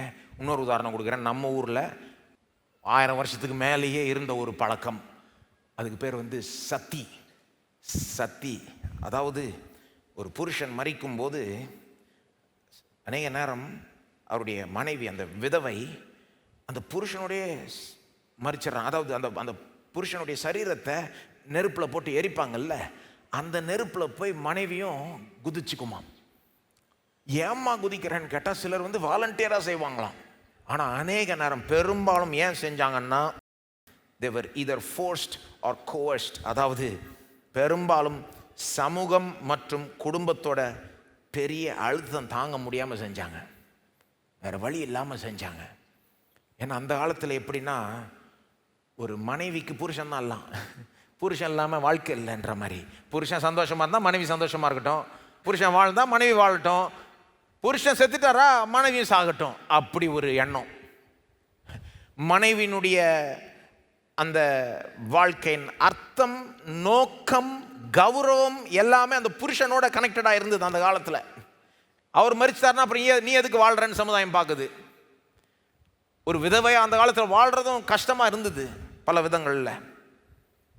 அப்போ பல காரணங்கள் இருந்தது. அவங்க கட்டாயத்தினால எத்தனையோ பெண்கள் அப்படி மரித்தார்கள், வேற வழி இல்லாமல். அந்த அழுத்தம், சமுதாயத்தின் அழுத்தம் தாங்க முடியாமல் மரிச்சாங்க. இது எப்படி ஒளிஞ்சதுன்னு போய் பார்த்துருக்கீங்களா? சொல்லித்தராங்க, நம்ம சரித்திரத்திலே சொல்லித்தராங்க. நீங்கள் போய் பார்க்குறப்போ எந்த பேர் அதிகமாக பார்ப்பீங்கன்னா ராஜா ராம் மோகன் ராய். ராஜா ராம் மோகன் ராய்னு ஒரு பெரிய ஒரு மனுஷன், ஒரு சீர்திருத்தவாதி. ரொம்ப அவர் பாருங்கள், இதில் தனிப்பட்ட விதத்தில் பாதிக்கப்பட்ட ஒரு ஆள். அவருடைய சொந்த குடும்பத்தில் ஒரு பெண்ணுக்கு இப்படி ஆயிடுச்சு. ஆனால் அவர் தாங்கிக்க முடியாமல் இதை எதிர்த்து போராட தொடங்கிட்டார். அவருடைய பங்கு ரொம்ப பெருசு. ஆனால் அவர் இதுக்கு விரோதமாய் கேம்பெயின் பண்ணுறதுக்கு முன்னாலவே இன்னொருத்தர் தொடங்கிட்டார். அதை மறைச்சிருவாங்க நிறைய நேரத்தில் சரித்திரத்தில், அதை பற்றி சொல்ல மாட்டாங்க. ஏன்னா அந்த இன்னொருத்தர் வந்து வெள்ளைக்காரர், மிஷினரி. அவர் பேர் வந்து வில்லியம் கேரி. வில்லியம் கேரி வந்து ராஜா ராம்மோகன் ராய் இது பாதிக்கப்பட்டு இந்த விஷயத்தை தொடங்கிறதுக்கு முன்னாலேயே அவர் இதை பார்த்துட்டார். அவரால் தாங்கிக்க முடியல, ஜீரணிக்க முடியல, எப்படி இப்படி சாகடிக்கிறாங்கன்னு. அந்த காலத்தில் இருந்த அந்த பிரிட்டிஷ் கவர்மெண்ட்டும் ஒன்றும் பண்ணாமல் உட்காந்துக்கிட்டு இருக்கு. ஏன்னா அது அவங்க வந்து பிஸ்னஸ் பண்ண தான் வந்தாங்க. யார்? வெள்ளைக்காரங்க பிஸ்னஸ் பண்ண. இந்த பிரிட்டிஷ் ஈஸ்ட் இந்தியா கம்பெனின்றவங்க பிஸ்னஸ்க்காக வந்தான். அவன் ஒன்றும் சுவிசேஷத்தை பரப்புறதுக்கு வரல, அவனுக்கு அதில் இன்ட்ரெஸ்டே கிடையாது. சொல்ல போனால் மிஷினரிக்கே உபத்திரவம் கொடுத்தாங்க. யார்? East India company. இதெல்லாம் நிறைய பேருக்கு தெரியல பாருங்க. மிஷினரியும் அந்த ஆளுங்களும் ஒன்றுன்ற மாதிரி கலந்து பேசிடுவாங்க எல்லாரையும். கிடையவே கிடையாது. வில்லியம் கேரி வந்து அன்றைக்கி இருந்த பிரிட்டிஷ் அரசாங்கத்துக்கு போய் இதை தடுத்து நிறுத்துங்கப்பான்னு சொன்னால் அவன் என்ன சொல்கிறான், அது நம்ம வேலை கிடையாது, போ, நம்ம பிஸ்னஸ் பண்ண வந்திருக்கோம், அவனுக்கு என்ன காசு வந்தால் போதும், யார் செத்தா என்ன. வில்லியம் கேரிக்கு ஜீரணிக்க முடியல. இதை குறித்து ஆராய்ச்சி தொடங்குறாரு. எத்தனை பேர் மரிக்கிறாங்க, ஏன்னா அரசாங்கத்தை கன்வின்ஸ் பண்ண பார்க்குறாரு. எப்பா நிறைய பேர் மரிக்கிறாங்கப்பா, இந்த மாதிரி ஸ்டாட்டிஸ்டிக்ஸாக கேதர் பண்ணுறாரு. ஊராக போய் எங்கெங்க இது நடக்குதுன்னு கேதர் பண்ணி எத்தனை பேர் மரிக்கிறாங்க. எப்படி சின்ன சின்ன பெண்கள் அந்த காலத்தில் சின்ன வயசில் கல்யாணம் பண்ணி விட்டுருவாங்க, புருஷன் இறந்தா அவ்வளோதான், நீனும் சாக வேணும், அதே நெருப்பில் குதிச்சு சாகுன்ற மாதிரி போயிடுவாங்க. எத்தனை பெண்களுடைய வாழ்க்கை வீணாக போச்சு அப்படின்றத கேதர்லாம் பண்ணி அப்புறம் ராஜா ராம்மோகன் ராய் வராரு. வில்லியம் கேரியும் இவரும் சேர்ந்து, ரெண்டு பேருக்கும் அதில் பங்கு இருக்குது. ஆனால் சரித்திரத்தை இவருடைய பங்கை மறைச்சி வச்சிடறாங்க. ஏன்னா இவர் வெள்ளைக்கார மிஷினரி. போய் வாசித்து பாருங்க, இதெல்லாம் எங்கே தொடங்குச்சு, யாருனால தொடங்குச்சுன்னு பார்த்தீங்கன்னா உயிர் தெழுந்த இயேசுவை நம்பினவங்க தொடக்கி விட்டாங்க. வில்லியம் கேரி யாருங்க? மிஷினரிங்க. அவர் இயேசு உயிரோடு எழுந்தார் என்று நம்பினதுனால தான் அவங்க ஊரை விட்டு எல்லாத்தையும் விட்டு இங்கே வந்தார். இயேசு உயிரோட எழும்பலன்னு நினச்சாருன்னா வந்திருப்பாரா? இயேசு விதவைகளை வேறு விதமாக நடத்தினார். புதிய ஏற்பாடு விதவைகளை குறித்து வேறு விதமாக போதிக்குது. அவங்களுக்கு எப்படி முக்கியத்துவம் கொடுக்கணும், அவங்களுடைய தேவைகளை கவனிக்கணும். எத்தனையோ வசனங்கள் இருக்குது. அப்போஸ்தலர் 6:1 முதல் 7, 1 தீமோத்தேயு 5:3 8, யாக்கோபு 1:27. இதெல்லாம் இந்த மிஷினரிஸ் மனதில் இருக்கிறதுனால தான் இப்படிலாம் ஸ்டெப் எடுத்தாங்க. இன்னொரு உதாரணம் கொடுக்குறேன். ஹாஸ்பிட்டல், பெண்கள் உரிமை. 3வது பிள்ளைகளுக்கு படிப்பு. பிள்ளைகளுக்கு இன்னைக்கு இன்றைய உலகத்தில் இவ்வளோ முக்கியத்துவம் இருக்குன்னா இதுக்கு வந்து இயேசு தான் பெரும்பாலும் காரணம். தெரியுமா உங்களுக்கு? இது ஒரு காலத்தில் பிள்ளைகளுக்கு முக்கியத்துவமே கொடுக்கப்படல. எண்ணிலிருந்து முக்கியத்துவம் கொடுக்கப்பட்டதுன்னா இந்த பிள்ளைகள் என்னிடத்தில் வர விடுங்கன்னு இருப்பாருங்க. அவர் நீ பிள்ளைய மாதிரி ஆனாதான் ராஜ்யத்துக்குள்ளே நுழைய முடியும்னு இருப்பாருங்க. அன்னிலிருந்து பிள்ளைக்கு ஒரு முக்கியத்துவம் வந்துருச்சு. இன்றைக்கு வந்து பரவலான ஒரு கருத்து என்னன்னா, எல்லா ஊர்லேயும் எந்த பிள்ளை வேணா ஸ்கூலுக்கு போகக்கூடிய ஒரு நிலைமை இருக்கணும். பணம் இருக்குதோ இல்லையோ எந்த பிள்ளை வேணா ஸ்கூலுக்கு போக முடியணும். அதுக்கு ஏற்றவாறு கவர்மெண்ட் வந்து கார்பரேஷன் ஸ்கூல் கட்டி வைக்கணும், எல்லாத்தையும் ரெடி பண்ணி வைக்கணும், யார் வேணா வரணும். அப்படின்னு நம்ம நினைக்கிறோம்ல, அதை லேசாக எடுத்துக்கிறோம். நம்ம எப்போவுமே இப்படி இருந்ததுன்னு நினைக்கிறீங்களா நீங்கள்? எந்த பிள்ளை வேணால் ஸ்கூலுக்கு போக முடியணும், பணம் இருக்குதோ இல்லையோ, பணக்காரனோ ஏழையோ படிப்பு அவங்க பெறணும், இதுதான் ரைட்டு, இப்படின்ற கருத்து எப்போவுமே இருந்ததாங்க? கிடையவே கிடையாதுங்க.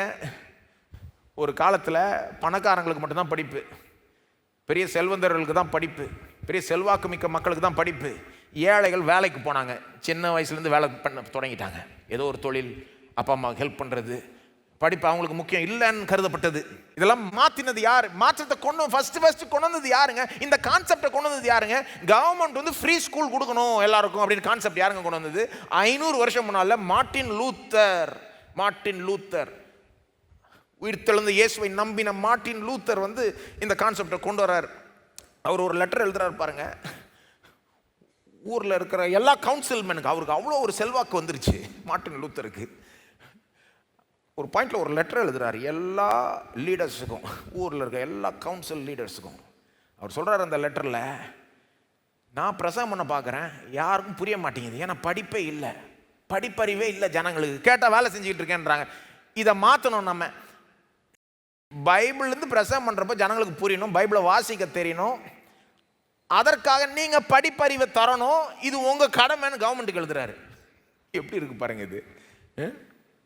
அவருடைய மோட்டிவேஷன் போய் ஆராய்ஞ்சு பார்த்தீங்கன்னா, ஏன் அவர் அப்படி ஒரு ஸ்டெப் எடுக்கிறாருன்னு பார்த்தீங்கன்னா, அவர் என்ன ஒரு முடிவுக்கு வந்துட்டாருன்னா, எல்லா விசுவாசிகளும் தேவனோட தனிப்பட்ட ஒரு உறவை வைத்துக்கொள்ள முடியும், எல்லா விசுவாசிகளும் தேவனோட தனிப்பட்ட உறவை வச்சுக்க முடியும், நாம் எல்லாருமே அந்த விதத்தில் சமம். பிரீஸ்ட், பாதிரியாருக்கும் ஜனங்களுக்கும் அவ்வளோ பெரிய வித்தியாசம் இல்லை. கத்தோலிக்க மார்க்கத்தில் பாதிரியார் வந்து வேற அப்படியே உயர்த்தி வச்சுருப்பாங்க, ஜனங்க வந்து ஒன்றும் இல்லாத மாதிரி. அவங்க அப்படி எண்ணலானாலும் சில நேரம் அப்படி ஆயிடுது. அதாவது மார்ட்டின் லூத்தர் அதுக்கு விரோதமாக இது பண்ணப்போ அவர் என்ன ஒரு காரியத்தை கண்டுபிடிச்சார்னா, புதிய ஏற்பாட்டின் போதனை என்ன, நாம் எல்லாருமே ராஜாக்கள், ஆசாரியர்கள். வெறும் ஒரு சில கூட்டம் மட்டும் ஆசாரியர்கள் கிடையாது, நாம் எல்லாருமே ராஜாக்கள், ஆசாரியர்கள். ஏன்னா இயேசு தான் பிரதான ஆசாரியர், வேற ஒரு மனுஷன் கிடையாது. இயேசு தான் பிரதான ஆசாரியர், அவர் தான் ஒரே மத்தியஸ்தர், அவர் கீழே நம்ம எல்லாருமே ஆசாரியர்கள். பாயிண்ட் என்னன்னா, நம்ம எல்லாரும் கடவுளோட உறவாடலாம், தனிப்பட்ட உறவை வச்சுக்கலாம், கடவுள் பேசுறதை நம்ம கேட்கலாம், நாம் அவர்கிட்ட பேசலாம். ஆனால் அதுக்கு வந்து வசனம் தேவை. கடவுளோட உறவு கொள்ளணும்னா வசனத்தின் மூலமாக தான் உறவு கொள்ளணும். அதுக்கு என்ன பண்ணுறாரு மார்ட்டின் லூத்தர்? பைபிளை டிரான்ஸ்லேட் பண்ணுறாரு ஜெர்மனுக்கு, ஜனங்களுக்கு புரிகிற பாஷையில் டிரான்ஸ்லேட் பண்ணால் யாருக்கும் வாசிக்க தெரில. அப்புறம் அவர் யோசிக்கிறார், எப்போ நான் கஷ்டப்பட்டு உட்காந்து டிரான்ஸ்லேட் பண்ணால் யாருக்குமே வாசிக்க தெரில, ஏன்னா படிக்க கூட தெரியல, ஏன்னா அவங்களுக்கு படிப்பே கொடுக்கல, கேட்டால் வேலை செய்யணுன்றாங்க. இல்லை, சின்ன பிள்ளைகள் வேலைக்கு போகக்கூடாது, ஸ்கூலுக்கு போகணும், அவங்களுக்கு பணம் இல்லைனாலும் நீங்கள் அப்படிப்பட்ட ஸ்கூலை கட்டி டேக்ஸ் எல்லாம் கட்டுறோம்ல, அந்த பணத்தில் நீங்கள் அதை ஸ்தாபிக்கணும் அப்படின்னு எழுதின ஒரு மார்ட்டின் லூத்தர் அந்த லெட்டரில் எழுதுறாரு, பெண் பிள்ளைகளுக்கும் நீங்கள் படிப்பை தரணும். ஏன்னா அந்த காலத்தில் பெண் பிள்ளைகளுக்கு வெறும் பணக்கார குடும்பத்தில் பிறக்கிற பெண் பிள்ளைகளுக்கு படிப்பு இருந்தது, எல்லா பெண் பிள்ளைகளுக்கும் படிப்பு இல்லை. ஆனால் மார்ட்டின் லூத்தர் அந்த லெட்டரில் எழுதுறாரு, பெண் பிள்ளைகளுக்கும் நீ கொடுக்கணும், ஏன்னா நாளைக்கு அந்த பெண் பிள்ளை ஒரு தாயாக மாறும்போது அந்த தாய் வந்து பைபிளினுடைய போதனையை பிள்ளைக்கு போதிக்கணும், அதனால் நீ படிப்பு கொடுன்றார். இன்றைக்கு வந்து இதை வந்து ஒரு லேசாக நம்ம நினச்சிக்கிறோம், எல்லாம் ஊர்லேயும் ஸ்கூல் இருக்கணும், ஃப்ரீயாக போகணும், யார் வேணால் போகணும், பணம் இல்லைனாலும் போகணும். எங்கேருந்து வந்ததுங்க கருத்து? யாருங்க மாற்றத்தை கொண்டு வந்தது? வாசித்து பாருங்கள். இதெல்லாம் அந்த காலத்தில் புரட்சிகரமான மாற்றத்தை கொண்டு வந்தார் மார்ட்டின் லூத்தர். அவர் என்ன சொன்னார்? படிக்க சொல்லித்தா, அப்போ தான் பைபிளை படிக்க முடியும், அப்போ தான் தேவனோட உறவாட முடியும், தேவனை தெரிஞ்சுக்க முடியும். இன்னொரு உதாரணம் கொடுக்குறேன். அடிமைத்தனத்தை இங்கிலாந்து பிரிட்டிஷ் எம்பையர்லேருந்து, இங்கிலாந்துடைய ராஜ்யத்திலிருந்து ஒழிச்சது வந்து யார்? அதுக்கு காரணமாக இருந்தது யார்?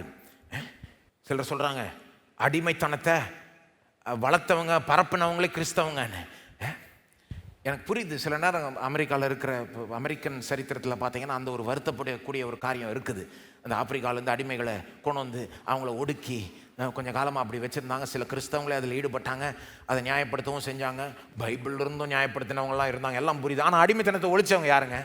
இங்கிலாந்து ராஜ்யத்தில் அடிமைத்தனத்தை ஒழிச்சது யாருங்க? ஒரு கிறிஸ்டியன், வில்லியம் வில்பர் ஃபோர்ஸ், ஒரு பார்லமெண்ட் எம்பி.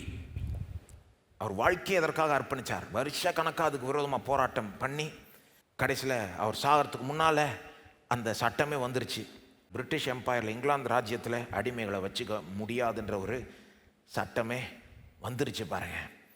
அவர்லாம் ஒரு காலத்தில் இந்த ஒரு பிரசங்கியார்ட்ட போய் பேசுகிறாராம். யாருன்னா ஜான் நியூட்டன்றவர் தான் அமேசிங் கிரேஸ் என்ற பாடலை எழுதினார்.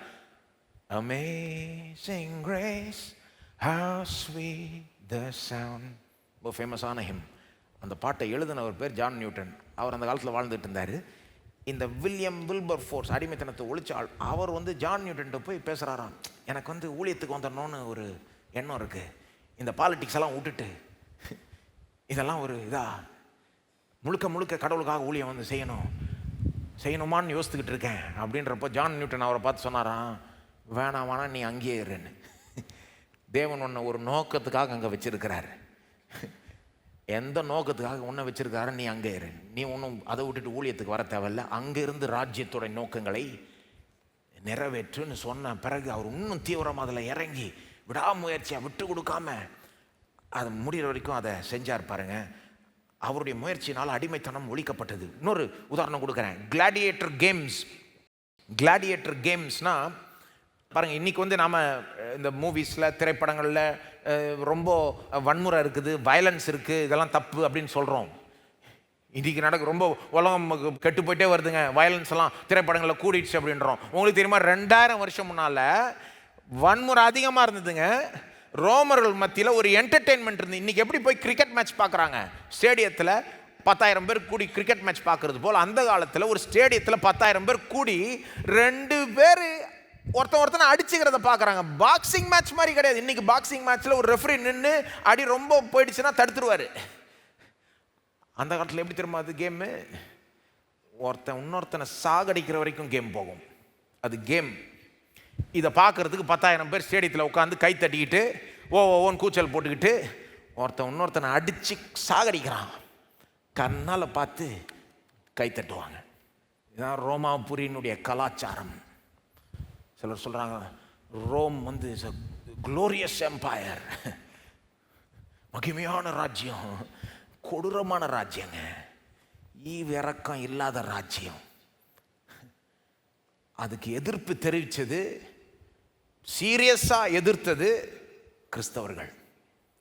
கிறிஸ்தவங்க வந்து அந்த கேம்ஸுக்கு மேலே போக முடியாதுன்ட்டாங்க. நாங்கள் வரமாட்டேன், இது தப்பு, இன்னொருத்தனை சாகடிக்கலாம், அதை பார்த்து நம்ம கைத்தட்டு தப்பு அப்படின்னு இல்லை ஆரம்பித்து எப்படி போயிடுச்சுன்னா, அதை தீவிரமாக அதுக்கு விரோதமாக போராட்டம் நடத்தி ஒரு கிறிஸ்தவ ஆள் வந்து 5வது நூற்றாண்டில் ஆக்சுவலாக ஒரு கேமுக்குள்ளே போயிட்டார்.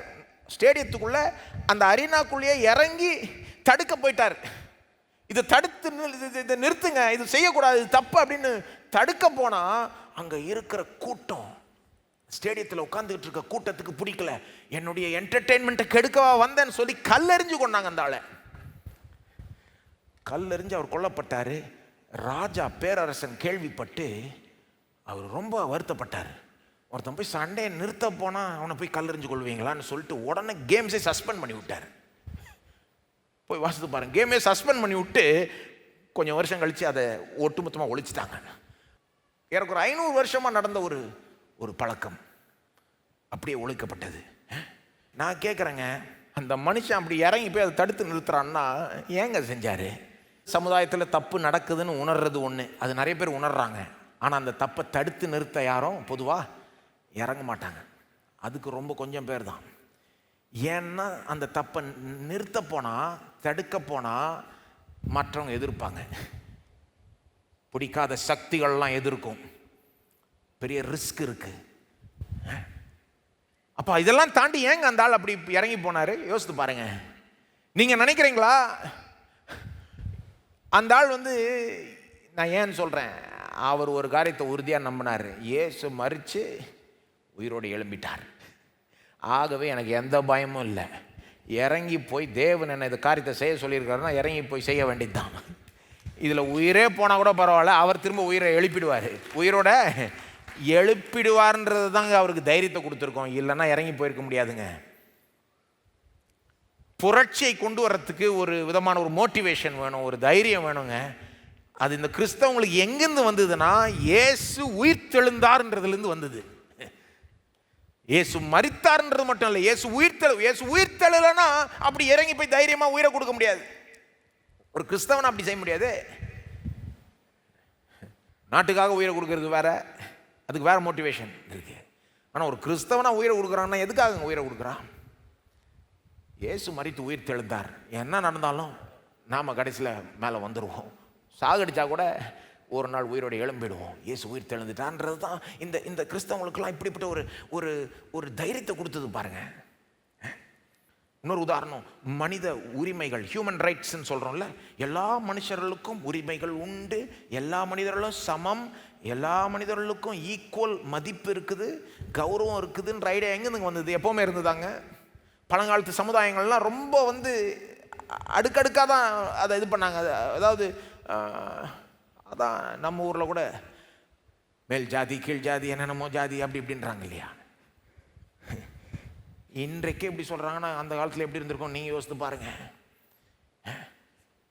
எத்தனையோ பழங்காலத்து சமுதாயம், இந்த இந்தியா மட்டும் கிடையாது, எத்தனையோ சமுதாயங்கள் இப்படி இருந்ததுங்க. எல்லா மனிதர்களும் சமம், எல்லா மனிதர்களுக்கும் ஈக்குவல் மதிப்பு இருக்குது, கௌரவம் இருக்குது. அவங்களுக்கு பணம் இருக்குதோ இல்லையோ, செல்வாக்கு இருக்குதோ இல்லையோ, அவங்க ஒரு பேக்ரவுண்ட் இருக்குதோ இல்லையோ, அவங்க மனுஷனாலே அவங்களுக்கு உரிமை இருக்குது அப்படின்ற கருத்து எங்கேருந்துங்க வந்தது? யோசித்து பாருங்க. அல்லது எல்லாம் பாருங்கள், பைபிள் போதிக்குது பாருங்கள், எல்லா மனிதர்களும் தேவனுடைய சாயலையும் ரூபத்திலையும் படைக்கப்பட்டிருக்கிறார்கள். ஆகவே அவங்களுக்கு ஒரு வேல்யூ இருக்குது. அவன்கிட்ட பணம் இருக்குதான்றது பேச்சு கிடையாது.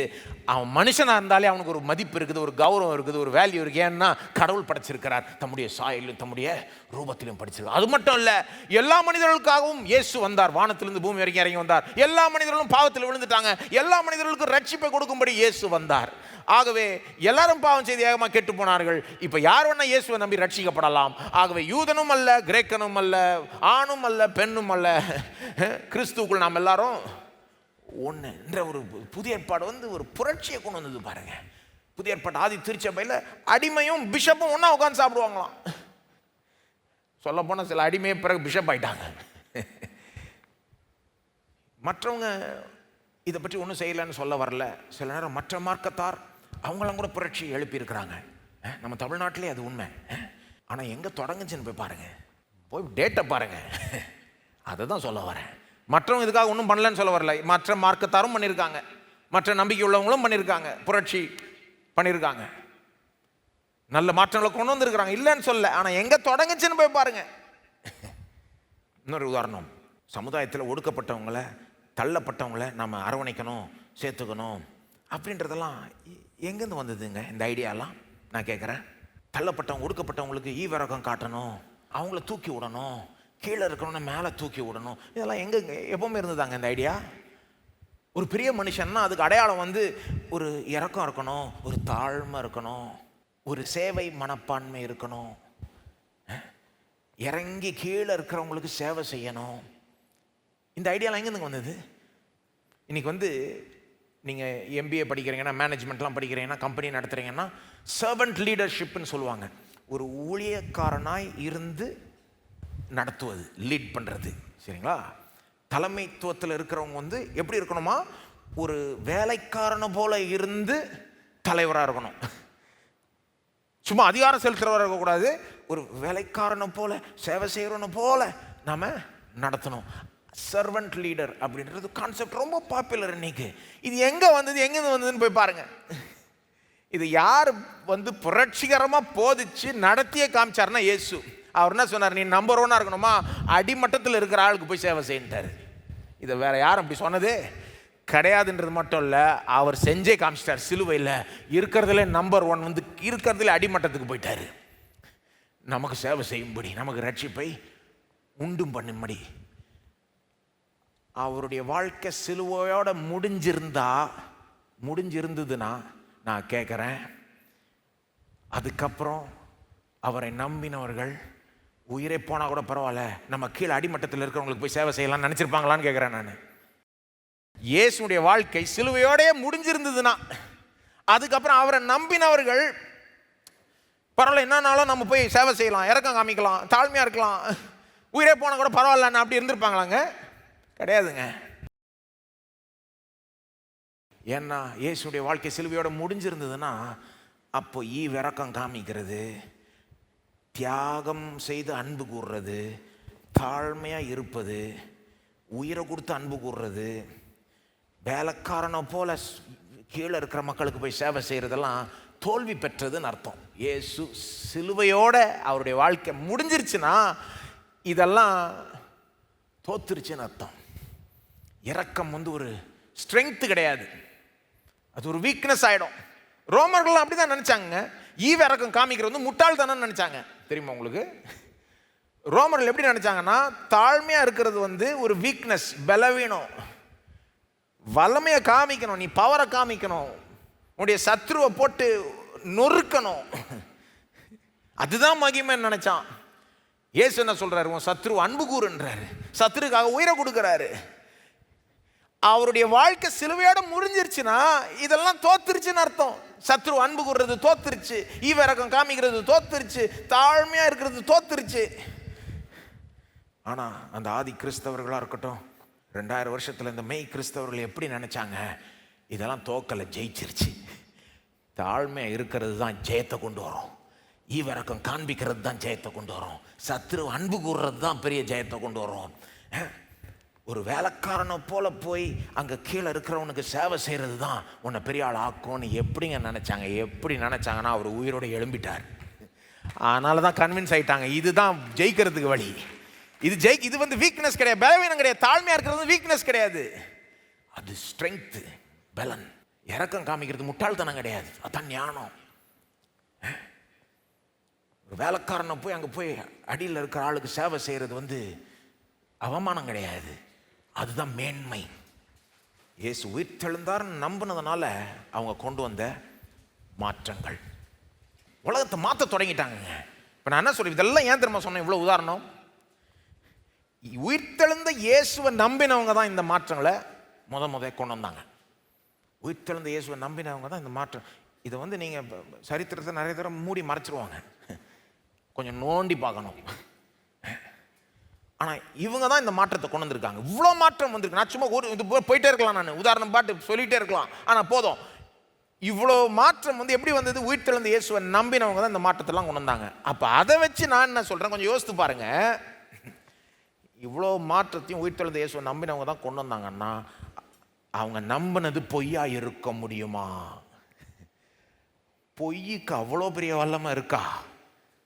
ஒரு பொய்யை நம்பி இவ்வளோ நல்ல மாற்றத்தை கொண்டு வந்துட்டாங்களா? இவ்வளோ ஒரு நல்ல தாக்கத்தை ஏற்படுத்திட்டாங்களா? இவ்வளோ நிரந்தரமான மாற்றத்தை ஒரு பொய்க்கு இவ்வளோவா? சான்ஸே கிடையாது. சத்தியமாக இருக்கணும். அது பொய்க்கு அப்படிப்பட்ட வல்லம் இல்லைங்க, சத்தியத்துக்கு தாங்க வல்லம் இருக்குது. சத்தியத்தை அவங்க நம்பினாங்க, அவர் உயிர் தெழுந்தார்ன்ற சத்தியத்தை நம்பி செயல்பட்டாங்க. இப்படி ஒரு மாற்றம் உலகத்தில் உண்டாயிருக்குது. நீங்கள் யோசித்து பாருங்க. சிலர் சொல்லுவாங்க, இல்லை அப்படி கிடையாதுங்க, உண்மையோ பொய்யோ நம்பினாங்க. நம்பிக்கைக்கே ஒரு பவர் இருக்குங்க. உண்மைதான், நம்பிக்கைக்கு பவர் இருக்கு. ஆனால் சிலர் என்ன சொல்றாங்க, அதை வச்சுக்கிட்டு அவங்க நம்பினது பொய்யா உண்மையான்னு கிடையாதுங்க, அவங்க அவ்வளோ உறுதியாக அதை நம்பினதுனால இப்படி மாற்றத்தை, புரட்சியை ஏற்படுத்துறாங்க. அவங்க நம்பிக்கையின் வல்லமைங்க அது. அதை வச்சுட்டு என்ன சொல்லுவாங்க அடுத்தது, அவங்க பொய்ய கூட நம்பி இருக்கலாம். பொய்ய நம்பினாலும் நம்பினாங்கல்ல, உறுதியாக நம்பினதுனால இப்படி ஆயிடுச்சு, இப்படி செஞ்சாங்க, புரட்சி ஏற்படுத்தினாங்க. பொய்க்கும் வல்லம் இருக்கு, புரிஞ்சுக்கணும், கொஞ்சம் யோசிக்கணும். பாருங்க, கிறிஸ்தவர்களாக நாம் சிந்திக்க வேண்டும். மைண்டை யூஸ் பண்ண தான் மைண்டு கொடுத்துருக்காரு. நம்ம மைண்டை ஷெல்ஃபில் கழட்டி வச்சு நம்புன்னு சொல்ல அவர். மைண்டை யூஸ் பண்ணுங்க, கொஞ்சம் கொஞ்சம் நம்ம சிந்திச்சு பார்ப்போம். அவங்க என்ன சொல்றாங்க, பொய்யை நம்பினாலும் இப்படி நடக்கலாம் கிடையாது. நான் சொல்றேன், பொய்க்கு இப்படிப்பட்ட வல்லமை இருக்கு இல்லை, பொய்க்கு இப்படிப்பட்ட வல்லமை இல்லை. பொய்க்கு வல்லமை இருக்கு. சில நேரம் பாருங்க, வழக்கமாக பொய்க்கு எப்படிப்பட்ட வல்லமை இருக்குன்னா, அழிக்கிற வல்லமை, தற்காலிகமான வல்லமை. வழக்கமாக எப்படி இருக்கு? அழிக்கிற வல்லமை. வழக்கமாக பொய் அழிக்கும், நாசமாக்கும், கெடுக்கும். பொதுவாக அப்படிதான் பொய். ஆனால் சில நேரம் பொய் சொல்றப்போ நல்ல எஃபெக்ட் உண்டாகிற மாதிரி இருக்கும். உண்மைதானங்க? ஆனால் அது தற்காலிகமான எஃபெக்ட். தற்காலிகமான எஃபெக்ட், நிரந்தரமான எஃபெக்ட் உண்டாகவே முடியாது. பொய்க்கு சில நேரம் நல்ல எஃபெக்ட் அந்த நேரத்துக்கு உண்டாகிற மாதிரி இருக்கும், அது உண்மை. ஆனால் அது அந்த நேரத்துக்கு தான், அது கூடி சீக்கிரம் போயிடும். அது நிரந்தரமாக இருக்கவே முடியாது. ஏன்னா கூடி சீக்கிரம் உண்மை வெளியே வந்துடும். பொய் அப்படிதான், பொய்யினுடைய தன்மை அப்படிதான். ஒன்றும் இல்லைங்க, சிம்பிளாக சொல்கிறேங்க. இல்லைங்க, உங்கள் ஃப்ரெண்டு வராங்க, ஒரு புது ட்ரெஸ் மாட்டிகிட்டு வராங்க, இப்போ தான் வாங்கிட்டு வந்திருக்காங்க போல இருக்குது, புது ட்ரெஸ் போட்டு வராங்க, ஒரு உற்சாகத்தோடு வராங்க. உங்களை பார்த்து கேட்குறாங்க, ட்ரெஸ் எப்படி இருக்குது? உங்களுக்கு பார்த்த உடனே ஐயோ இதையா போய் வாங்கினேன்னு இருக்கு. சைக்கிளை அசிங்கமாக இருக்குன்னு உங்கள் மனசில் யோசிக்கிறீங்க. ஆனால் எப்படி இருக்குன்னு உங்கள் நல்ல ஃப்ரெண்டு கேட்குறாங்க. அசிங்கமாக இருக்குன்னு சொன்னால் அவங்க வருத்தப்பட்டுருவாங்கன்னு நீங்கள் நினைக்கிறீங்க. உடனே உங்கள் மைண்டில் கால்குலேஷன் பண்ணுறீங்க, சரி நான் கிறிஸ்தவன், பொய் சொல்லக்கூடாது, ஆனாலும் இந்த பொய்யை சொன்னால் நல்லது தானே, உண்மையை சொன்னால் ரொம்ப வருத்தப்பட்டுருவாங்க, பொய் சொல்லிட்டா அவங்க கொஞ்சம் ஆறுதல் அடைவாங்க அப்படின்ட்டு நீங்கள் ரொம்ப ப்ரில்லியண்ட்டாக சரி நல்லா இருக்குங்க அப்படின்றீங்க. சிலர் இப்படிப்பட்ட உதாரணத்தை பார்த்து என்ன சொல்லுவாங்க பாருங்க, நீங்கள் நல்லா இருக்குன்னு சொன்னது நல்லது, ஏன்னா அவங்க பாருங்க வருத்தப்படல, அந்த இடத்துல சந்தோஷப்பட்டாங்க இல்லையா, அவங்களுக்கும் ஒரு குஷி, நல்லா இருக்குது. பொய்க்கு நல்ல எஃபெக்ட் இருக்குது பார்த்தீங்களா? நீங்கள் பொய் சொன்னீங்க, அவங்க பொய்யை நம்பினாங்க, எல்லாம் நல்லா போயிடுச்சு. எல்லாம் நல்லா போகலங்க, அந்த நேரத்துக்கு நல்லா போச்சு, இன்னும் கொஞ்சம் அதை ஒர்க் அவுட் பண்ணி பார்ப்போம். அவங்க நல்ல ஃப்ரெண்டு ட்ரெஸ்ஸு நல்லா இருக்குன்னு நம்பி அவங்க என்ன பண்ணாங்க, அந்த ட்ரெஸ்ஸை திரும்ப திரும்ப போட ஆரம்பிக்கிறாங்க. 100 பேர் இருக்க இடத்துல போய் அந்த ட்ரெஸ்ஸை மாட்டி இவங்க கமெண்ட் அடித்து இவங்க காதுக்கு வந்து அவமானப்படுத்தப்பட்டாங்க. தெரிஞ்சோ தெரியாட்டிலையோ நீங்கள் உங்கள் ஃப்ரெண்டை கவுத்துட்டீங்க. ஒருவேளை நீங்கள் நல்ல எண்ணத்தோடு போய் சொல்லியிருக்கலாம், அந்த பொய்க்கு அந்த நேரத்தில் நல்ல ஒரு எஃபெக்ட், ஒரு ரிசல்ட் உண்டாயிருக்கலாம். ஆனால் அது தற்காலிகம், நிரந்தரமாக அது நிலைக்கவே முடியாது. ஏன்னா உண்மை வெளியே வந்துடுங்க. நிரந்தரமாக ஒரு காரியத்துக்கு பவர் இருக்கணும்னா அதுக்கு சத்தியத்துக்கு மட்டும்தான் அப்படிப்பட்ட பவர் இருக்கு. சிலர் சொல்கிறாங்க இயேசு உயிர் தெழுந்துட்டார்ன்ற பொய்யை நம்பினா கூட இப்படிப்பட்ட மாற்றம் வந்திருக்கலாம், சான்ஸே கிடையாது. இப்போ நமக்கு 2000 வருஷம் சரித்திரம் இருக்கு. கடந்த 2000 வருஷமா எப்படிப்பட்ட நிரந்தர மாற்றம் ஏற்பட்டிருக்குன்றத பார்க்குறப்போ இதெல்லாம் பொய் ஏற்படுத்தியிருக்கவே முடியாது. சத்தியத்தை நம்பினாங்க, சத்தியம் விடுதலை ஆகிடுச்சு.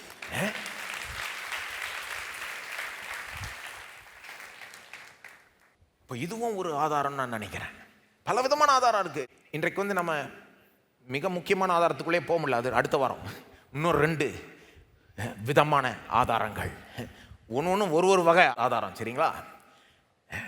ஆனால் இன்றைக்கு நம்ம பார்த்ததோட நம்ம கன்க்ளூட் பண்ணுவோம். இயேசு என்னைக்கு மரித்து உயிரோடு எழும்பினாரோ உலகம் மாற தொடங்கிடுச்சு. உலகம் மாற தொடங்கிடுச்சு. உங்களுக்கு தெரியுமா, யூதர்கள் இயேசுடைய உயிர்த்தெழுதலை ஏற்றுக்கொள்ள கஷ்டப்பட்டாங்க, ஜீரணிக்கிறது. ஏன் தெரியுமா? ஒரு காரணம் என்ன தெரியுமா? சீஷர்கள் நம்புறதுக்கு கஷ்டப்பட்டதுக்கு ஒரு காரணம் என்ன தெரியுமா? அவங்க யூதர்கள். மனுஷன் மட்டும் இல்லை, அவங்க யூதர்கள்.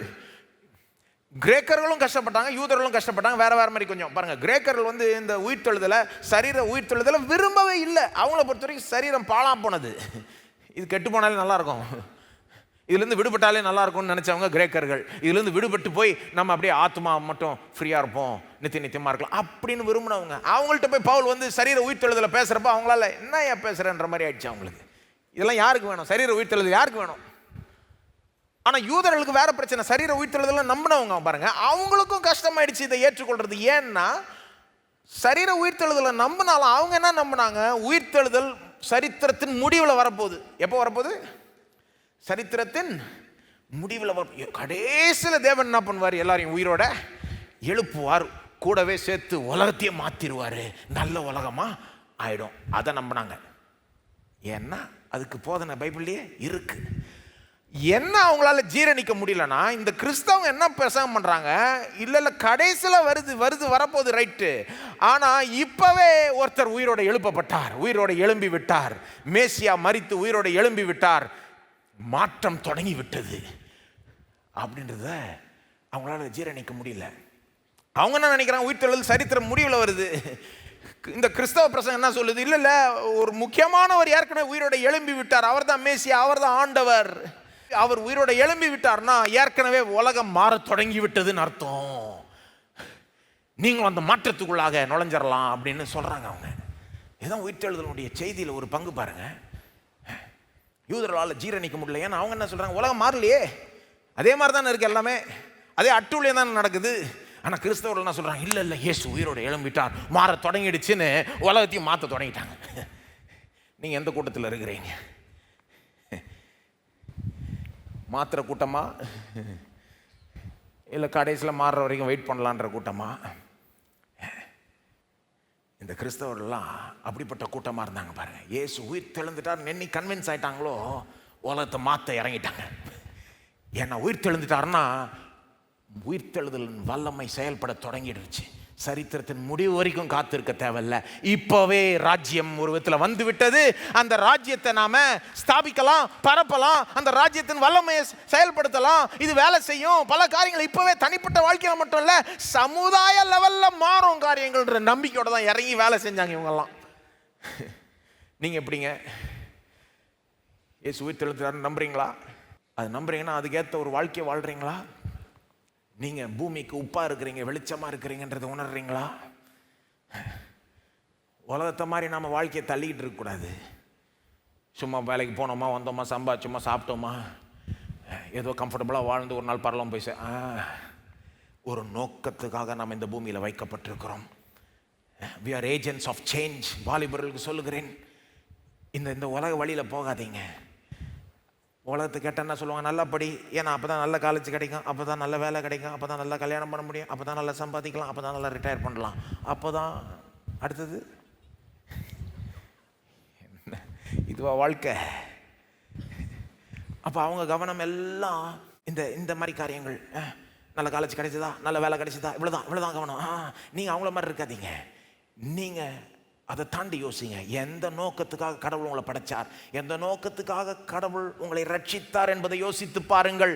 உங்கள் நோக்கத்தை யோசித்து பாருங்கள். உங்கள் பர்பஸ் அது உங்கள் வேலையை தாண்டியது, காலேஜை தாண்டியது, அதெல்லாம் தாண்டியதுங்க. இது நீங்கள் கடவுளுடைய நோக்கத்தை யோசித்தீங்கன்னா, எந்த நோக்கத்துக்காக தேவன் உங்களை வச்சிருக்காரு யோசித்தீங்கன்னா, தேவன் உங்கள் மற்ற காரியங்களை பார்த்துப்பார்.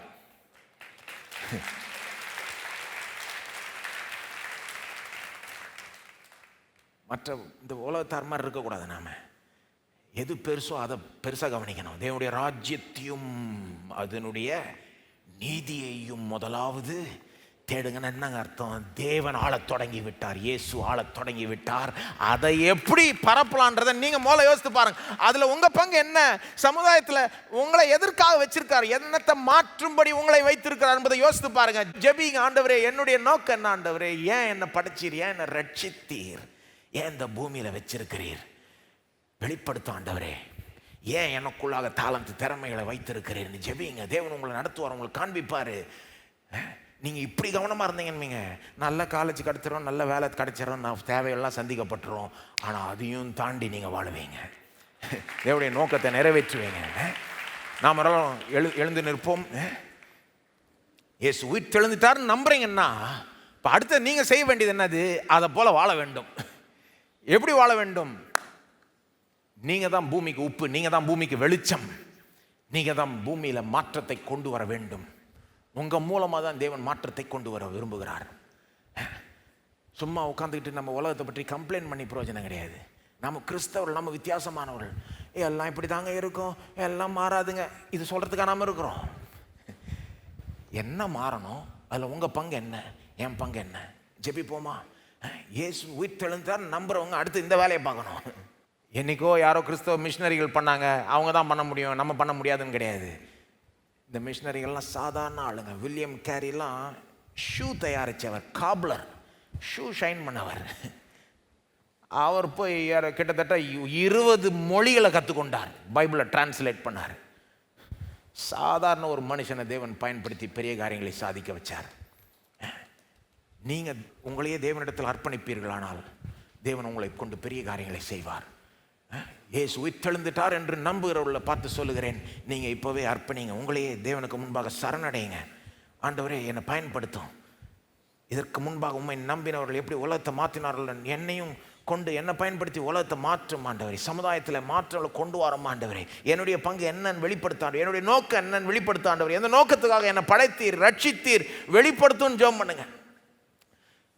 இயேசு உயிர் தெழுந்துட்டாரா இல்லையான்னு சந்தேகம் இருக்கிறவர்களுக்கு சொல்ல விரும்புகிறேன். நாம் இதை பற்றி தொடர்ந்து பேசுகிறோம். அடுத்த வாரம் இது ரொம்ப முக்கியமான அந்த ஆதாரங்கள், எப்படி இதில் விசுவாசத்தில் வளரலாம் என்பதெல்லாம் பேசுவோம். ஆனால் இப்போ நீங்கள் ஒரு சிம்பிளான ஜெபம் பண்ணுங்க. இயேசுவே நீர் உண்மையாக இருந்தீரானால் எனக்கு உண்மையை வெளிப்படுத்த ஆண்டவரே. அப்படி ஜெபம் பண்ணுங்க. நீர் உண்மையிலே உயிரோடு இருக்கிறீர்னா எனக்கு காண்பியும். உண்மையை எனக்கு வெளிப்படுத்தும், என் வாழ்க்கையில் மாற்றங்களை கொண்டு வரோம், அதன் மூலமாக நான் தெரிஞ்சுக்கிறேன் நீர் இருக்கிறீர்னு. என்னை இந்த விதத்தில் ஆசீர்வதி, இந்த தேவையை சந்தி. நீங்கள் ஜெபிங்க, அவர் உயிரோடு இருக்கிறார். அவர் உங்கள் ஜெபத்தை கேட்பார், பதில் அளிப்பார். அதன் மூலமாக அவர் உயிரோடு இருக்கார் என்பதை நிரூபித்து காண்பிப்பார். ஸ்தோத்திரம் ஆண்டவரே, உம்மை ஸ்தோத்தரிக்கிறோம் தேவனே, உம்மை ஸ்தோத்தரிக்கிறோம் ஆண்டவரே. தொடர்ந்து எங்கள் விசுவாசத்தை கட்டி எழுப்பும் ஆண்டவரே. ஒவ்வொரு நபரையும் உறுதிப்படுத்தும் ஆண்டவரே. நீர் உயிரோடு இருக்கிறீர் என்பதை தனிப்பட்ட அனுபவ ரீதியாய் கன்ஃபார்ம் செய்யும், உறுதிப்படுத்தும் ஆண்டவரே. என்னுடைய தனிப்பட்ட அனுபவங்கள் பெருகட்டும் ஆண்டவரே. உம்மை விசுவாசித்து பெரிய காரியங்களை தொடர்ந்து சாதிக்க கிருபை செய்யும். அது மட்டும் இல்லை, வெறும் எங்கள் வாழ்க்கை எங்கள் குடும்பம்னு இல்லாமல் இந்த சமுதாயத்தில் எங்கள் நீர் ஏன் வச்சிருக்கிறீர், என்ன மாதிரி மாற்றங்களை முன்னேற்றங்களை கொண்டு வரும்படி வச்சிருக்கிறீர் என்பதை சிந்திக்க செய்யும். வெளிப்படுத்த ஆண்டவர், எங்களுடைய நோக்கம் என்பதை வெளிப்படுத்தும். இந்த சபையினுடைய வாலிபர்களை பயன்படுத்த ஆண்டவரே. சபையில் இருக்கிற எல்லா மக்களையுமே பயன்படுத்தி வாலிபர்களுக்காக விசேஷமாக ஜெபம் பண்ணுகிறேன். தொடக்கத்திலிருந்தே அவர்களுக்கு ஒரு பெரிய தரிசனத்தை தாரும். இந்த உலகத்தில் இருக்கிற மற்ற வாலிபர்களை போல இல்லாமல் பெரிய ஒரு தரிசனத்தோடு அவர்கள் வாழட்டும், அவருடைய நோக்கத்தை அறிஞ்சு வாழட்டும். இந்த பூமியை கலக்க அவர்களை பயன்படுத்துவீராக.